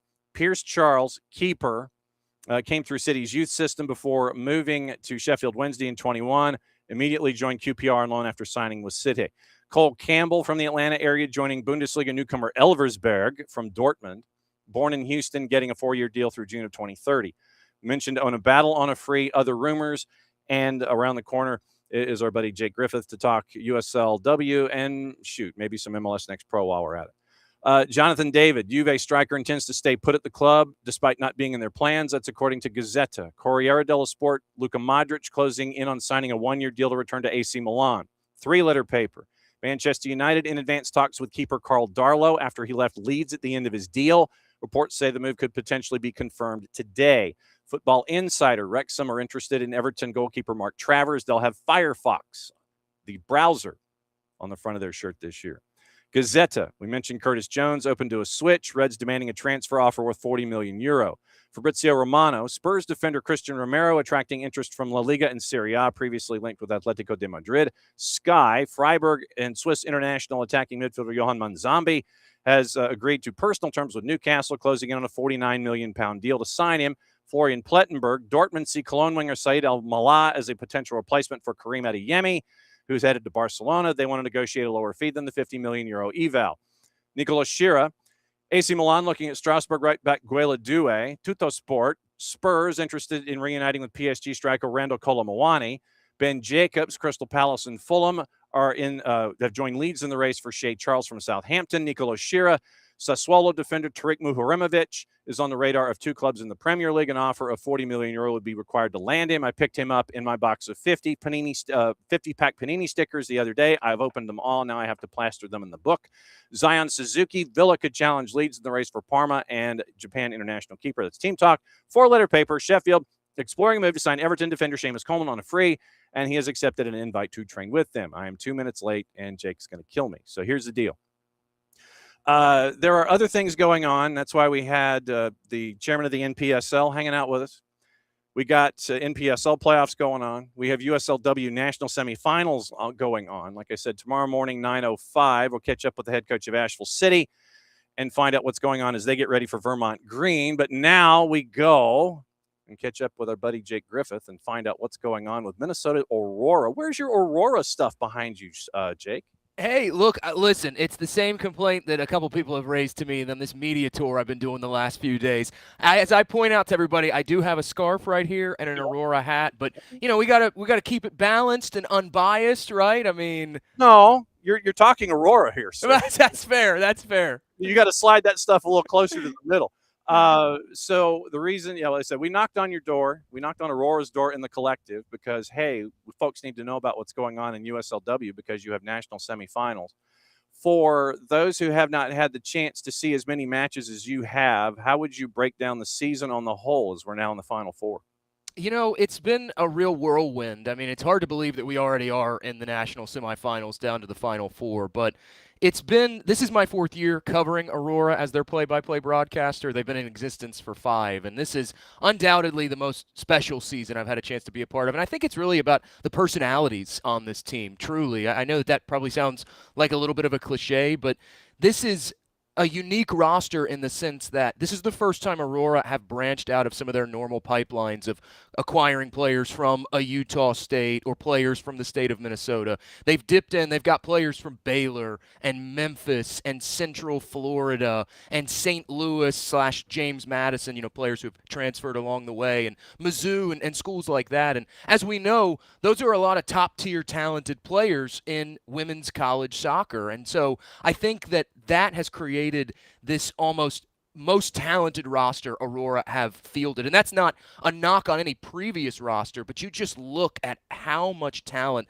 top to bottom is on this squad. And then it's come to fruition on the field. They've gelled almost instantaneously, which in a 12-match season in the course of the end of May through late July, that's a hard thing to do. I don't think people realize how difficult it is to come together that quickly in a 12-game season. Yeah, for those in this particular footprint, you mentioned Minnesota Aurora, and it goes back to when South Georgia Tormenta did the double, and they got the USL League One championship, knocking off Chattanooga, and then they go up to Aurora and beat Aurora up there in that barn to get the championship there. And a lot of folks might remember Sarah Fuller and her time in net and that particular roster that was there for that particular championship. But you're telling me now, instead of it just being basically B1G territory, they're advancing into the Big 12. They're looking in other places, and they're expanding their footprint into Old Southwest Conference and Big 12/18 category. This is interesting to me. Well, right. And I think that the roster construction, I think, underscores how much of a success this project has been. And I call it a project because, 5 years in, right? I mean, it really still is. Every year is a building off season, trying to find new ways to raise the bar. But when the folks that founded this club back in 2021, the Wes Berndeens, the Allie Schmitz, the Andrea Yoxon Company, the goal was to create more opportunities for women in soccer, but they also wanted to create a national brand that had real staying power. And obviously, we've seen Aurora become that 5 seasons later. But I think the fact that they've created such a holistic experience for the players that they get in the Twin Cities. Coaches now understand, okay, I feel comfortable sending my players to this team. I know they're going to come back as a better player. And now I think it's not just that grouping of teams that Aurora has recruited from in past. I think coaches across the women's college soccer landscape understand that, which has then in turn helped Aurora move into different backyards and say, all right, I'm going to get this player this offseason. I'm going to get this player this offseason, and put together what has been a real unique roster. I mean, the Memphis players stand out the most to me right now, and Flavie Duby and Ai Kitagawa, first 2 players to ever come from the University of Memphis, and Kitagawa came into the playoffs second most goals in the league with 11, which according to my count is the most in a single season in Aurora club history. So really impressive grouping of players there. When you look at the path that has gone on, I know that a lot has been made. And if you look on social media, you know how Aurora feel about it. And it is a win over Union FC Macomb. Then you go to Riveters. And I think that unless there, if we were playing in National Hockey League rules, that game might still be going on. You get the win against Riveters, and now you have to turn around and go to Salmon Bay, which is the USLW equivalent for folks that know Ballard in USL League 2. So Ballard and Salmon Bay are the same. They're under the same umbrella. So it is literally Aurora are having to do this on the road, and you're having to pick up and get your bags packed, and you might have time to have a sandwich and maybe a walkthrough before you have to hit the airport again.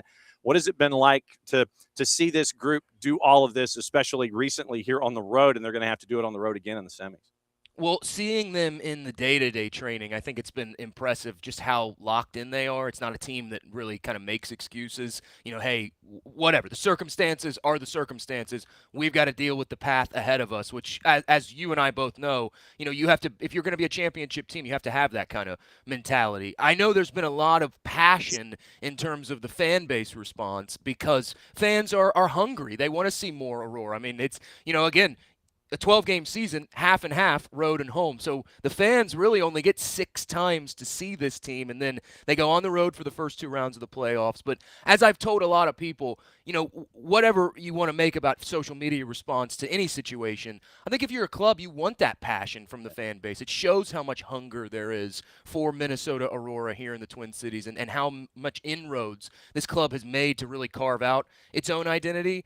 From the actual X's and O's tactically of it, it's funny. I was actually talking to an MLS Next Pro coach about this on a production call yesterday. I've got a handful of games this weekend that I'll be doing, and we were talking about the idea of going in to a tough road environment, right? And undoubtedly, Salmon Bay, they do have a good environment. We saw the Capo FC match, great fan turnout. They were loud and engaged. And you mentioned Ballard. Obviously, the Seattle market is so hungry for soccer of any level. So Aurora knows they're going to be going into a difficult environment against Salmon Bay. But this MLS Next Pro coach, he said, it's funny because I have a different approach of it. The conventional wisdom is, okay, the onus is on us as the road team to find a way to take the home crowd out of it. The way I look at it is, actually, there's more pressure on the home team because you have to perform for your fans. They're expecting you to win. The conventional wisdom is that you will win because this is the 12th man, so to speak. And I do think there is something to be said about that idea of, hey, we're going to treat this like we're playing with house money. We're putting the pressure back on the home team to perform for their fans. The expectation is that we're not supposed to come in on the road and beat a team that has won their conference, their division. And so I think it creates an interesting, no matter how you slice it, it creates sort of an interesting approach. Yeah, and so you mentioned a couple of the players from Memphis that have been key to Aurora this year and knowing what they're getting into. And by the way, apparently, what am I seeing? 50% off flights to go to Seattle from Minneapolis for folks Yes. that want to hop on and head out there this weekend? Yeah, so I jokingly always say Aurora is the biggest club in the world. They are the largest community-owned women's soccer club in the United States of America. But further underscoring why I think Aurora is the biggest club in the world, we're creating inroads with companies in the Twin Cities for discounted flights. We've partnered with Sun Country, 50% off. There's more information, mnaurora.com, the team's website. I think that's just so awesome, right? And it's a Twin Cities-based company, right? Sun Country is a Twin Cities budget airline Like, it's just so cool, and it really just speaks to who Aurora is as a club. Yep. So we mentioned the 2 players from Memphis that have made an impact. If you and I are doing the show open, and we're on the Aurora Global Network, obviously it starts out as title over wide. They've got the packed stadium there at Ballard, and you can't breathe. And you end up title over wide. We say who the teams are. We do our intro. We're either like this in double boxes, or we're standing next to each other, and we go into the players to watch. Outside of those 2 that you've given me already, who else would fit into the Jake Griffith spot shadow in the players to watch in this matchup coming up against Salmon Bay? Well, I think 2 other players stand out. One is Sky Leach, and Sky has contributed 4 goals in 2026 rather. Not rewinding the clock all the way back to a calendar year. I've quite enjoyed 2026, but she comes out of Baylor. She's in her first season with the club with Minnesota Aurora, and it's just the way that she has helped distribute the ball, I think. She's been crucial in terms of her versatility. At times, they've started her up front in the 2-striker approach in the 4-4-2. Sometimes they'll drop her into the midfield. And I think when she drops, that is where she is able to really be special, because she's able to help create some of these interchanges of play. In Aurora, they love to work the flanks. I know it's a very modern thing, right, to say that a team wants to dominate the wide space. But Aurora do. They really want to take control of the wide spaces. And I think when she drops in the build from that midfield role, I do think that it is crucial to Aurora's success. The other player is in net, because as somebody who was a lacrosse goalkeeper growing up and a hockey defenseman growing up, I love the defensive side of the ball. Have to give the nod to Taylor Fox in goal. She spent some time with Lexington SC, actually with Gainbridge Super League Golden Boot winner Kat Berry. Funny enough, they were both a part of the Lexington SC W League team the year before the Gainbridge Super League launched. Spent some time as well in the King's Hammer organization, and now comes to Aurora, and she's quickly climbing up the all-time leaderboard of individual clean sheets. She hasn't faced a lot of action this year, just about 15 or 16 saves, but you go back to that Pittsburgh Riveters match, and I think it speaks to what you want as a coach from a high-level goalkeeper. Yeah, she doesn't face a lot of shots, but when they call upon her, she comes up massive. Had a couple big claims of balls on crosses, a couple of crucial saves on breakout opportunities for Riveters to stymie them, and I think that she will be crucial. I know the one thing that Jen Larrick, head coach of Aurora, has talked about, just with the goalkeeper unit as a whole, is the importance of their communication and organization of the back line in front of them. And I think Taylor Fox does that better than anybody else in the USLW league. So in the conversations that you've had with Jen Larrick this week, as they're in study hall getting ready for this matchup, can you glean what they're the most confident about and what they're the most concerned about heading out there to take on Salmon Bay this weekend? I can tell you I cannot glean. I will say that I love working with Jen Larrick, but she is extremely close to the vest, which I appreciate as a coach, right? I always, when I get on these production calls, I always joke with coaches when I ask them questions. I couch it with, I'm not really asking you to give me the whole game plan, right? I don't want you to think I'm trying to get the whole game plan, but and I can appreciate that mentality as a coach, right? Keeping it close to the vest. I jokingly say she comes from the Nicole Lukic coaching tree, because she does. She was an assistant coach under Nicole Lukic, who was the manager for the first 2 seasons. As we know, spent last year in Spokane with Spokane Zephyr in the Gainbridge Super League, some time under Emma Hayes in the U.S. soccer organization. But Nicole was very much like that as well. Was very close to the vest, trying to, not tip her hand one way or the other. I will say that having watched, just in my own prerogative, having watched some of Salmon Bay over the last couple weeks, specifically their match against Capo FC in the championship game a weekend ago, they come out in a 4-3-3 with a single pivot. And I think the way that they're able to use that midfield on the defensive side in their out-of-possession shape to just create a lot of chaos. They sometimes will press in a 2-3 shape, which created some issues for Capo FC last weekend. And it'll be interesting to see Aurora, how they choose to bypass that press, but also if they're able to consistently get it going through the midfield. Because one thing that's been a strength, we just touched on it a minute ago, but one thing that's been a strength this year that I think has kind of gone under the radar is the ability of Aurora's central midfielders to really diagnose problems on the fly and come up with creative solutions to break teams down. If Aurora can do that against Salmon Bay, obviously it plays into their success, but I'm very interested and intrigued on how that good-on-good battle in the midfield shapes up this weekend. 10:30 Eastern time at Inter Bay in Seattle, the home of Salmon Bay, Inter Bay and Salmon Bay, and Ballard, all of that all in one place. 10:30 Eastern time tomorrow. It is the Western semifinal, the Eastern semifinal, Saturday night, Burlington, Vermont, 7 o'clock. Kickoff with Vermont Green and Asheville City at Virtue Field in Burlington. Okay. Let me grab you to talk a little MLS Next Pro since I have you. Absolutely. And with the matches that you have this weekend, who are you calling when you're not going to be calling the Western Conference Final in USLW? So this weekend on Saturday, I have Colorado Rapids 2 and North Texas, who just opened their new Mansfield Health Stadium down in the Texas area. And then on Sunday, I have CT United and Toronto FC. I actually get a chance to speak with Gianni Cimini, Toronto FC 2 manager, directly after we get off our call. Really excited for both matchups. And I'm intrigued about the Western Conference this year in MLS Next Pro. I know obviously Atlanta United is tearing it up in the Eastern Conference, but Austin, Texas, Houston Dynamo, Ventura County, the LA Galaxy affiliate. You always have to worry about St. Louis. North Texas will undoubtedly make a push. They're 10th right now in the table. I had a chance a couple weeks ago to cover Austin FC2 against St. Louis, and Austin ended up winning 3-0 at City Park, at Energizer Park, as it's now known as. That might be the most impressive team right now in MLS Next Pro. They've won 10 straight games, which is a new MLS Next Pro record. I mean, you have to be a good team if you go 10 wins on the spin. And it's been funny where you had Dynamo Dos come out of the blocks, and they didn't lose in the first 2 months of the season.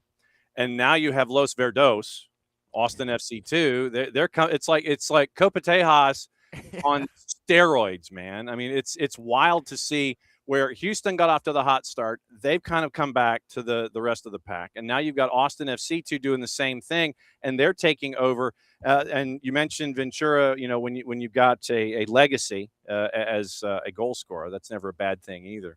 But yeah, when you catch up with Coach Cimini, their last matchup was in Athens, going up against Atlanta United 2. So we had that one on the network last week. And it was interesting because they jumped on Atlanta United too early, and then Atlanta United 2, they got things squared away as it went. And I think that the travel might have gotten to Coach Cimini and Toronto FC 2, because you're coming from Pearson, you're going to Atlanta, you're having to drive another 90 minutes up to Athens. And I think that as the match went along, I think that the starch might have been taken out of TFC2 as they're trying to work their way into the playoff discussion north of the bar, because they're hovering right there at about 10th right now. And they need this win against CT United this weekend. They absolutely do. And conversely, CT United, they're 3 points out of a playoff spot. No expansion team has ever qualified for the playoffs in MLS Next Pro history, which I found was a really interesting nugget there. But for Toronto FC, I remember talking to Gianni Cimini a couple weeks ago. I've had Toronto FC about 6 times now at this point, but then went 2 months without having them. And so this will be my first foray back into the Young Reds. And, one of the things at the start of the season he made a point was this organization has willingly chosen to go much younger with this roster. Significant roster turnover in 2026. And then that roster turnover has even continued because some of their standout players, like a Jackson Gilman, they've now started being in that first-team environment. And I do think that that's one of the – coaches might not consider it beautiful in MLS Next Pro, but I find it's the beautiful thing about Next Pro is that balance of you have all that player movement up and down where it's, hey, we've got this young guy. He's going to train with the second team. Surprise, we've signed him to a short-term agreement, and now he's going to make his MLS debut. Or conversely, hey, he's on a hybrid deal. He's going to train the whole week with the first team, and then I'm going to pick up the phone and say, hey, second-team manager, 24 hours before your game, guess what? You get Jackson Gilman this weekend. And so I will be interested to see about player availability because Jackson Gilman was one of those guys who actually played for Toronto FC first team last night against Halifax Wanderers in the Canadian Premier Premier League in their version of the U.S. Open Cup, the TELUS Canadian Championship. Can champ, baby. The can champ, I know. Well, it was so great because I had Vancouver Whitecaps on Tuesday night at Swangard, and the very next day, Tomas Moller is scoring at Swangard for Vancouver Whitecaps first team. It's the craziest thing. I'm like, again, the beauty of MLS Next Pro, right?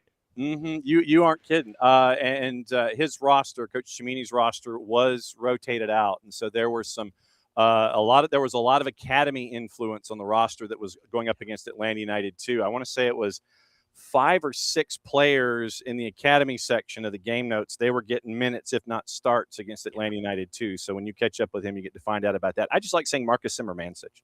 Personally, oh, great name. I like to do that kind of stuff. All right. So if you would please, sir, as I let you go so you can go and catch up with Coach Cimini and find out about the Young Reds and their matchup against CT United, hit the promo for everything that's going on. Once again, Aurora, let them know.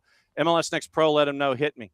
So this Saturday in Seattle, Aurora FC, Salmon Bay, they're playing in the national semifinals. Winner is going to go to the championship final. Aurora have not been in the championship final since that inaugural year when they ultimately fell to South Georgia Tormenta. That's 10:30 p.m. Eastern Time. For my Central Time folks, you know what that means, 9:30 p.m. Central Time. And then Saturday, we've got MLS Next Pro, Colorado Rapids 2 and North Texas. That's going to kick off at 8:06 Eastern Time, a very specific kickoff time. And then on Sunday, we've got CT United and Toronto FC in the MLS Next Pro Eastern Conference. The Next Pro games, they're free to watch. You can watch them on OneFootball. You can watch them on the MLS Next Pro website. And as I say, just to kind of button all this up, I say this about the W League, and obviously it's been long said about MLS Next Pro. If you want to know who the future stars of tomorrow are, it's these leagues right here. This past Gainbridge Super League season, 25 USLW alums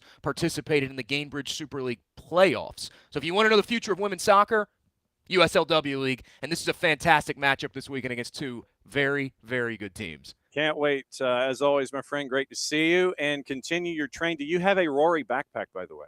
And I don't have a Rory backpack. I've been actually really bad about going and raiding the team shop. I really need to go raid the team shop. But I will say, I thought about wearing the jersey. I've got the jersey. I decided to go the corporate casual today with the collared shirt. Like, dude, it's a Friday. Come on now. Listen, hey, I'm a real sicko when it comes to the dress clothes. I'll tell you that. Anytime I call games, whether it's remotely, whether it's from home, whether it's in person, button down, slacks, and nice shoes. What did Dion say, right? Look good, feel good, play good. Yeah, exactly. And it's the Billy Crystal character of Fernando Lamas. You look good, darling. You look good, and you feel good. That kind of thing. All right, get out of here. Go do your tour. Great. Thanks for hanging out with us here on a Friday. We'll see you soon, my friend. Hey, thank you for having me. All right, there goes Jake Griffith, the play-by-play voice for Minnesota Aurora. When I reached out to each of the clubs, I was like, I'd like to have a presence before the games kick in, all this kind of stuff. Then I get an email from Jake. And Jake's like, sorry that I don't get to see you in MLS Next Pro, but I'm doing Aurora. And I'm like, And so we had to have Jake on because we know of Jake. And so to have a familiar voice who could drift in here to the morning show and kind of sit there and go, here's what's going on. Here's your education in USLW, national semifinals. And it's 7 and 11:30. So it's 10:30. So 7 and 10:30, I think 11 o'clock kick Eastern time on Saturday. So in addition to everything else that's going on around the planet, set up a separate device and catch up on the USLW national semis. And if you're a real sicko like the rest of us, it is NPSL action. You got that going on as well. And with Atlanta United 2, we'll have that on the network Saturday night at 7, so pregame will be 6:30. I'll be in Athens for you for that one on the network, and we'll have your rundown of what happened last time. We'll get you ready for what's going to happen this time, and it's going to be Inter Miami CF2. Messi and Friends 2 have made the road trip, and they're going to be playing Atlanta United 2 Saturday night, 7 o'clock, pregame 6:30 here on the network, and Atlanta United 2 and MLS Next Pro. All right, speaking of Atlanta United, since we are at that point of the show, is natural transitions. That's how this goes here on a Friday. So Atlanta United had a friendly yesterday afternoon, and it was in a matchup against Sporting Kansas City up at the Children's Healthcare of Atlanta training ground. And it was an opportunity for everybody to look at what is going on with Atlanta United. So here are your highlights of the matchup with Atlanta United and Sporting Kansas City. Mike and Jason on the call, atlutd.com/live. Great ball. Long run here. And Latte Lot now for Atlanta United. And that center for Fortune. What a goal. Jay Fortune with a great strike to equalize for Atlanta United. The whole sequence, brilliant. And Latte Lot's part of it. Tomas Jakob is part of it. And it's Jay Fortune with the first-time finish into the upper corner. Excellent from Fortune. We talked about it coming in. You want to see him continue to rise. That's the kind of goal from the top of the arc that starts to turn some serious heads with that quality. The long ball, the long diagonal to Jakob, who makes a very long run from right back. He holds it up. Latte Lot then cuts inside on the dribble. He gets the assist. Fortune gets the goal. Jakob would get the secondary assist. Great team goal from Atlanta United. Moranchuk. Moyamba. Fortune again. Here's Jakob, another deep run. Cooper Sanchez scores. And Cooper really fired up as Atlanta United takes the 2-1 lead. Look, the way Cooper Sanchez plays, he is becoming a little bit of the heart and soul of this Atlanta United team. Constant emotion, constant pressure. You see it there. He's feeling the effects of the first 26 minutes, but he just stays with this. And he's able to get the little Trivela, the Tres Dedos.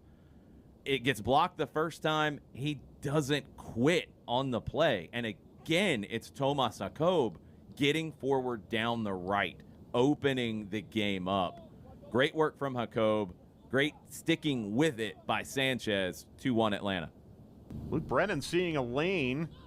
Played back to Luke Brennan now. There's his cross. Slammed home by Cameron Dunbar. Brilliant work all the way around for Atlanta United / Atlanta United 2 / Atlanta United Academy. Everybody involved in that sequence. That's the finish that Dunbar's been looking for. He's been knocking on the door for most of this 30-minute period. Hardinas plays the 1-2 with Brennan to free him up. Excellent ball to the back post by Brennan low. And Dunbar ready to pounce and finish that where there's no chance for Cleveland. And that is the rundown of the goals, the 3-2 win for Atlanta United 2 at Children's Healthcare of Atlanta Training Ground. And there were a couple of things that we saw that were interesting to go forward on. Latte Lot on the wing, which created some issues for Sporting Kansas City. And then the continued lines of impressing by the youth of Atlanta United, the academy products and the twos products. Jay Fortune and Cooper Sanchez, third goal by Cameron Dunbar. You had Hardinas that was engaged as well, and we get to see him with Atlanta United 2. And we're seeing his relationship with Adrian Gill in the midfield really come to the fore. And so as a part of our Atlanta United discussion, it was an opportunity for Jason and Noel to kind of have a bit of an intersection on what they saw from Atlanta United. And so here is a part of that conversation from last night's Atlanta Soccer Tonight. So it's Atlanta Soccer Tonight, last night, where they were intersecting about Atlanta United and what Jason and Mike got to see that they're going to bring forward from this friendly from the Children's Healthcare of Atlanta Training Ground last night, 92-9 the game in the Odyssey app. Things that stood out to me in this one, Atlanta was slow to get started. It was a 9:30 a.m. kickoff. You don't play a whole lot of games at 9:30 that are competitive. And this team hadn't played a competitive match against another opponent of this level since the last game of the regular season, May 24th, if I remember correctly. Dates are kind of blurry at this point in the AST summer run. That's all I can say. I thought they were slow to start. They gave up a penalty. It was a late challenge from Tristan Muyamba. And they responded really well. There was a sequence. And this is where things get interesting, Noel, and I got to get your take on this. So there was a sequence where Atlanta thought they had earned a penalty. It wasn't given. And then they were called for a foul like almost immediately after in the middle third that was very soft. And they got fired up. And it felt like the calls that went against them in those two moments really inspired them to play with a little bit of a chip on their shoulder and go out and improve their play. It's funny how that goes sometimes. Yeah, and I love when that happens. That's something that me and Dom have been looking for the Atlanta Dream Girls to kind of figure out how to push past the officiating and get over that hump and in this losing streak, which happened tonight. But yes, that's exactly what you want to happen with your squad when it happens, when they feel slighted or whatever. You want them to put that chip in their shoulder and go, oh, okay, that's how we're going to play? I'm going to play through you then. There's another moment that you're going to like as well that I want to highlight from this game. But Jay Fortune equalized. Great finish from Fortune. It was really nice work by Tomas Jacob and then Latte Lot. And then Fortune with the first-time finish from the top of the arc. Beautiful. 3 minutes after that, Cooper Sanchez, the youngster, just graduated high school. He scores. Great goal. First shot blocked. Comes back to him. He scores with what we call the tres dedos. The three fingers. It's like almost like a flick. Some call it a toe ball. It's not a toe ball. It's more of a flick with the instep. He even got a little bit of the outside of the foot action. It had a little bit of left to right on it. It was a really nice finish from him. That made it 2-1. Then a mistake. Ball played through. Lucas Ojos comes out for it. He forces Dejan Joveljic well wide to the left. Maybe there was a spot there where he could have retreated. He continued to be aggressive and chased Joveljic all the way out to the outside of the 18 out wide, and nobody else really got structured defensively. They put in a cross. They score. It was very sloppy all the way around. 2-2. And then in that last group of players, Cameron Dunbar, who has been great for Atlanta United too, he finishes on the back post. An awesome finish from him. Luke Brennan with the cross. Andrew Hardinas, the academy midfielder who's broken through for the twos. Nice little 1-2 with Brennan. 3-2 win for Atlanta. And there's your rundown of what happened with Atlanta United as they get ready for their trip to Nashville. And you got to hear from Marcelo Balboa what's up with him as he heads from one coast to the other to get MLS season back and back. And so that is part of all of it. And it's part of all of this. So that is what to kind of keep an eye on as Atlanta United gets ready to return to MLS play next week. Tonight, 10 o'clock Eastern, 92.9 The Game in the Odyssey app. Spain and Belgium, they will have figured things out this afternoon. And the winner of that one takes on France. You're going to break down the quarterfinal that happens today, look at your semifinal to come, and then preview England, Norway, Argentina, and Switzerland. That is tomorrow. And you know that there won't be anybody paying attention to those two games. And what is this with the no odds? Seriously, I'm trying to get the juice boxes. And there are no odds posted, which I severely doubt, because we talked about the odds that are posted for Spain and Belgium. All right, we're going to have to just do this the old-fashioned way. All right, so we'll go back to where we were, and you don't retain information, so that's not nice. So going to our secondary location to grab all the information. So Norway and England. Norway is a plus 300. The draw is a plus 270, and England is a minus 112. 8 o'clock Saturday night, Argentina and Switzerland. Argentina, a minus side favorite at a minus 143. Your draw is a plus 260, and Switzerland is a plus 425. So Spain still at a minus 163, and 90-minute draw is a plus 300. Belgium to beat Spain is a plus 450. So those are your numbers in the juice boxes, and obviously we'll keep an eye on all of that stuff when it comes to the cup that the world is chasing after. 3 matches, 1 today, 2 tomorrow, and then we get to figure out the semifinals, and the winner of the Saturday games are going to be the individuals or the squads squaring off in Atlanta Stadium for the last matchup that Atlanta gets. So my request to all of you between now and then is to, if you would please, once again make one last push to remind everybody why Atlanta is the home for soccer in the United States. In addition to what we are seeing with the youth national team, the U20 women. We'll talk about that tomorrow. It was a 1-1 draw that they had in their camp against England last night at the U.S. Soccer Arthur M. Blank National Training Center. And what we've seen in Decatur, I believe it's over 140,000 in Decatur for their run. They can seat like 5,500. So I would imagine you're going to have probably close to that tonight because it is a weekend. You know that you will have that tomorrow because it is a weekend. So they're probably going to clear, 10, 20, 25. So you're probably looking at, by the time they're done, 160,000 people will have made their way to Decatur for Watch Fest. And then you have another, 1, 2, 3, 4 dates for downtown Atlanta. So you probably will get another 60,000 there. So you're looking at 60,000 plus. So you're probably looking at over 400,000 at Watch Fest downtown at Centennial Olympic Park, and then 160,000 in Decatur. Once the tournament itself is over, we're going to catch up with our friends, hopefully in both locations.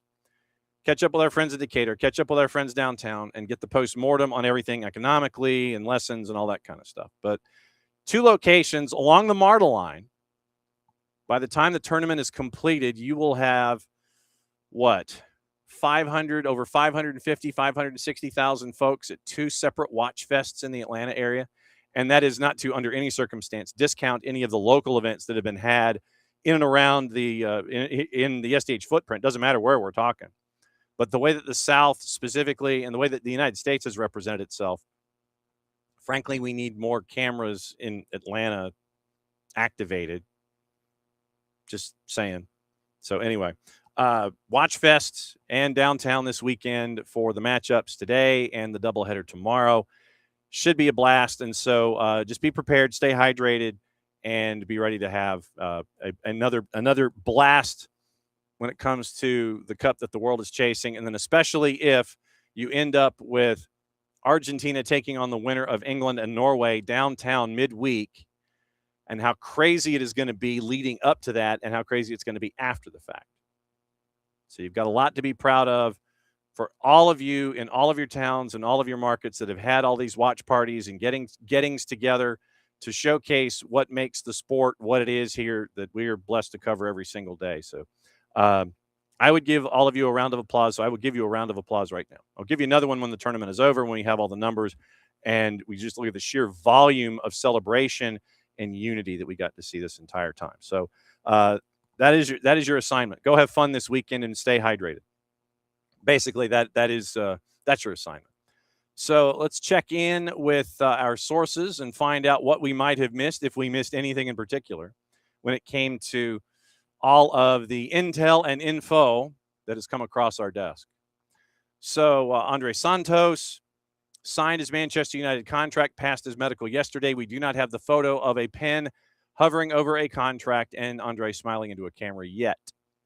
So Joao Gomes to Atletico de Madrid has stalled from Wolves despite an agreement being reached between the clubs. Wolves working on the assumption Atleti have moved on to other targets despite not formally being informed that the deal is off. Jose Mourinho has been had a picture taken of him in a Real Madrid jersey. Preseason starts today, and he's in a jersey, so it's obviously official. Jorge Jesus is in, replacing the outgoing Roberto Martinez. We mentioned Pierce Charles. We mentioned Michael Edwards. Hugo Oliveira is the leading candidate to take over at Strasbourg. Bluco is impressed by his job at Famalicão. He was in the running for the Fulham gig, and now he's likely to move to Ligue 1 and Strasbourg. And 20 goals in 20 matches for Mbappé. 5+2 in the tournament. And another excellent tournament for Morocco. So that is international. So let's see if we missed anything from our friend Tom Bogert and the folks at Gimme Sports domestically as we roll forward here. And it is the biggest news probably is Duncan McGuire to Houston from Orlando City. Orlando is, according to Bogert, getting $1.25 million in GAM plus $1.15 million in GAM add-ons, and Orlando gets a sell-on.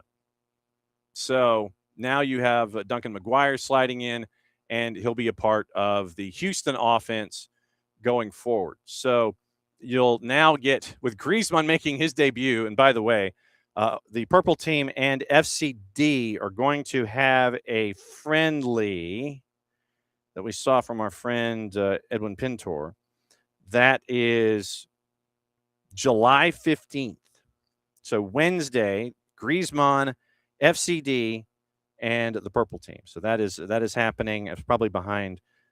Check the amount of closed doors, and we'll find out what's going on. So yes, as of 7 minutes ago, it is now officially official. Houston sent out the release. So $1.25 million, 600,000 in 26, 400,000 in 27, 250,000 in 27, and so it's 600 this year, 400,000 in the sprint schedule, and 250,000 in 27-28. Orlando may acquire up to an additional 1.15 million in GAM if certain performance metrics are met. 25-year-old McGuire signed a contract through 27 with a club option for 28. So that is the rundown there with the Duncan McGuire signing, which is now officially official for both clubs in Houston and in Orlando. Sadio Mane has announced his retirement from international football with Senegal following their World Cup exit. Led Senegal to consecutive AFCON titles, 21 and 25, 54 goals, 130 appearances. He's going to continue playing for Al Nassr in 27. Spain has advanced to the World Cup quarters without conceding a single goal. Unai Simon setting a new tournament record of 560 consecutive minutes unscored upon. Luis de la Fuente's defensive strategy has limited opponents to under 1.0 expected goals combined in their first 4 matches and just 0.58 XG against Portugal. So that's a bit of your World Cupian news this morning. So I'm trying to see if there's anything else that might have been missed. We mentioned the Duncan McGuire transaction, ranked second on the purple team with 25.9 sprints per 90 minutes. Bryce Mendez replacing Rossi in Columbus. Lewandowski heading to Chicago. Keep an eye on Goretzka. Duncan McGuire now in Houston coming from the purple team. Sporting Kansas City has reportedly offered $20 million for Olympiacos winger Andre Luiz, who is 24, managed only 1 assist in 292 league minutes last season. That's according to Kansas City Soccer Journal. FCD has acquired goalkeeper Daniel from San Jose for up to $1 million in GAM. $800,000 salary represents a major financial commitment, significantly higher than the combined $400,000 of Dallas's existing keepers. Whitecaps captain Ryan Gauld made his first start in 16 months, played 45 minutes after recovering from a severe knee injury in the Can Champ. His halftime replacement, Thomas Müller, scored but exited with minor dead leg, according to Canadian Soccer Daily. In Seattle, Craig Weibel stated he's going to pursue a starting caliber striker if current forwards don't improve soon, emphasizing a desire of impact over depth. That comes from our friend Nico Moreno and our friends at Sounder at Heart, as Craig Weibel had his opportunity with the media yesterday. Toronto FC's Jason Hernandez believes the World Cup break saved their season by allowing Richie Larea and Georgi Mihailovic to recover. Club is targeting their first playoff berth since 2020. Red Bulls winger Jorge Ruvalcaba using his Mexico World Cup snub as motivation, scoring 4 goals in 4 matches in May to make the preliminary squad. So that is the rundown on a couple of other places. So let's see if I'm missing anything when it comes to other storylines. I think we're okay in that regard. So let me tour the papers, and we will catch you up on everything. So remember, your favorite NPSL franchise having action this weekend at USLW National Semifinals Saturday, 7 and 10:30 Eastern Time. 7 and 10:30 Eastern Time. Both are available on watching on stream. And Sun Country, just be careful, people. 50% off if you're going from Minnesota out to Inner Bay to take on Salmon Bay. 2 winners from national semifinals, once again, July 18, location and time to be determined. So it will be next weekend for the national final in the WPSL, and in the USLW. And it will be, let's see, playoffs. All right, so let's take a peek at the playoffs and find out where things are specifically. So getting into the conference finals and semifinals of the NPSL, just here in the footprint, by the way. 865 Alliance knocked off Statesville at Hardin Valley 1-0. Bristol Rhythm had to go to PKs to beat Greenville United 8-7 at Gene Malcolm. 2-2 after 90 and 120 8-7 in the PKs. So Bristol Rhythm advances to take on 865 in the Southeast Conference semis. Also, or in the Southeast Conference final. So also on the board, Central States, it is Michigan Rangers and FC Pride. They are going to be taking on each other in the final. Great Lakes, Flower City Union knocked off Erie Commodores at Mercyhurst, and they're going to take on Ambassadors FC Ohio. Keystone is FC Motown, no surprise, and Westchester United SC. They're going to take on each other after playing on Wednesday. Also on Wednesday, we got to catch up, and Virginia Atlantic, we got that mention from our bigwigs in the NPSL. When you get Steven Wagoner talking about his Virginia Atlantic, they were 4-3 losers to Virginia Dream. Virginia Dream's going to take on Ristosi, who we know from Open Cup. That's the Mid-Atlantic Conference final. North Atlantic Conference final is ASC New York, and that is one semifinal. The other North Conference semifinal, Siouxland United and Duluth FC. Once again, Duluth FC knocking off Dakota Fusion 4-2. Siouxland United knocking off Minnesota Blizzard. Golden Gate semis are tonight. Oakland Stompers and Sun City. And El Fadelito hosting Cruisers. That's at Ohlone. And that is later tonight. So the North Conference final is tomorrow, 1 o'clock Eastern time at Bishop Heelan. Siouxland United hosting Duluth FC. Great Lakes is tomorrow at 7 o'clock at Malone University. Ambassadors FC Ohio hosting Flower City Union. Ristosi hosting Virginia Dream at Stevenson University at 7 o'clock tomorrow night. Bristol Rhythm hosting 865 Alliance at Gene Malcolm. Keystone Westchester United hosting FC Motown at Kildare's Field Turf. Central States Michigan Rangers hosting as the home team as FC Pride at Davenport University. North Atlantic New Haven United on Sunday night taking on ASC New York. Golden Gate final is Sunday night at 8 Eastern with teams to be determined. The national quarters are going to be next Saturday, and that is the 8 remaining teams. National semis are going to be on July 25th, and August 1st will be your national championship in the NP. So that is NPSL, that is USLW, and that is a very, very busy weekend across the board for a lot of folks.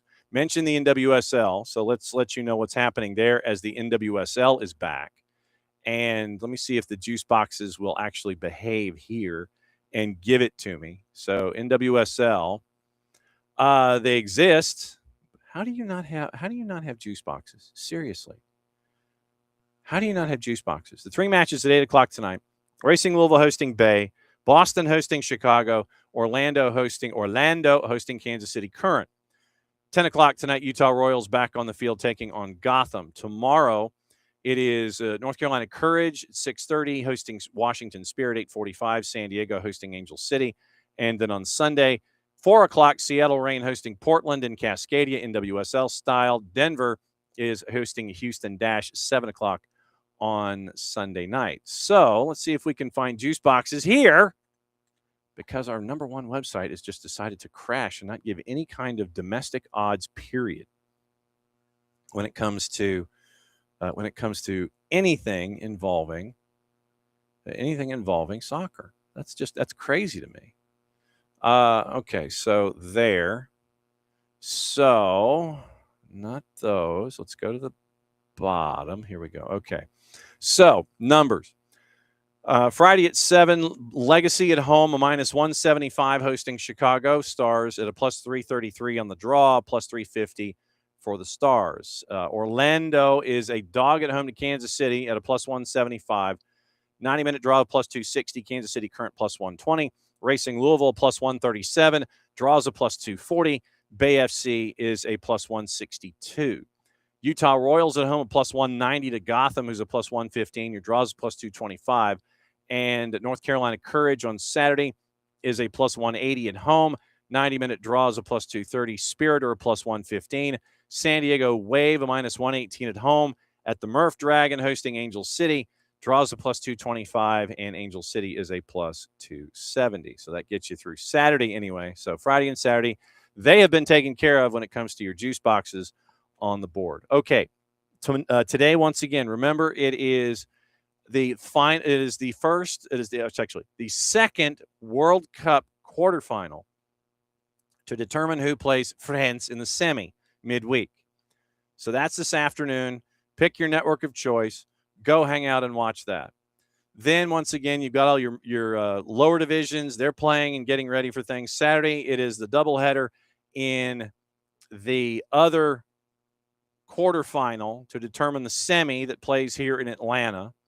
Then you've also got other lower division stuff as well that you can get into Saturday and Sunday to get you ready for the midweek. So obviously we're going to have our normal coverage of everything leading into Wednesday. Wednesday, obviously, we're going to be blowing up a lot of stuff in the semifinal. That'll set up the Sunday final, and we'll have all that for you next week as we roll through what's going on here in the world of soccer. So it has been a very, very busy week as we continue to roll through here the cup that the world is chasing after. A lot of stuff going on, a lot of news, a lot of newsmakers. Today, thanks to Jake Griffith for his background on MLS Next Pro and USLW. Thanks to Marcelo Balboa. Hopefully next time we can all figure out how his camera works on his computer. And thanks to the Grand Exalted Poobah, Steven Wagoner, the chairman of the NWSL, to get into their discussion this morning and let you know what's going on with their possible new next steps being considered, looking at it over the next 30 to 60 days, and we'll have thoughts on that as well. So thank you, Abby. Thank you for the difference between C3 and C6 and letting me know what's going on there. Let me say hi to everybody. Since Bam was in this morning, always great to see Bam. Dreyfooty Bomar. I don't know why everyone's disappointed about the USMNT, given how the team's put together. They actually exceeded what I thought they would do. Any more would be a miracle. And it's always the power of expectation and the power of immediacy, as we get to catch up with Marcelo Balboa and let you know what was going on there. Fraternal Snare, you're lucky that you weren't in the Twitch pitch. Actually, I tell you what. Yeah, I can block you. Add to restream block list. There we go. So block. You've been blocked. So morning, Abby. Morning, Bam. And morning, Nix. And morning, David. Thanks to all of you guys for having conversations in the Twitch pitch and having conversations with us as well. So that is another go-round of SDH AM. This weekend, I'm going to try and figure out if my nails are long enough to put my stickers in my Panini book and figure out what I'm missing, because I know I've got to get another box of 50. And I know I've got a lot of doubles, especially of Stephen Eustachio from Canada. I don't know if that's supposed to mean something or not, but I've got multiple Stephen Eustachio stickers, and I got to figure out what to do with them. If I can trade a Stephen Eustachio for a lot of commons, I'll do it. So let me know. Thanks to all of you guys. Thanks to everybody who came in here this morning to break down everything on SDH AM. Enjoy your lunch. Enjoy your day. Enjoy your quarterfinal. Enjoy your weekend. Back at it again here, 9:05 in the morning. We'll go over the USYNT. We will go over Asheville City. We'll have Maxi Vieira, their head coach, on to bat leadoff tomorrow morning. We'll go through everything leading you into the two other matches in the quarters when it comes to everything here in the cup that the world is chasing. So it's another go-round of SDH AM. And so since it is Friday, there's only one way to end a week, and there's always one way to do it. I've got to find it, which of course means that the silly thing is always at the bottom of the drops, no matter how many times I slide it to the top of the drops, Goodness gracious. Here we go. Mucho Plati, I'll play it safe. See you tomorrow morning, 9:05. Atlanta Soccer tonight, 10 o'clock tonight, 92.9 The Game, the Odyssey app, 92.9 YouTube channel. See you there. Have fun. The war was on. The keys on the typewriter had sharp points that kept sticking into our fingers. The dictating equipment started asking us questions, and our beepers sent electric shocks just through our body like a cattle prod. Out in the warehouse, the trucks kept banging into the docks, not even thinking about stopping. Oh, our frail bodies were strapped to the chairs, and our chairs were chained to the desks. Our pleas for justice were ignored, and the end seemed near. But we busted our slave drivers' little bitty balls. We've charged out of their brick fortress. The streets are ours because it's Friday.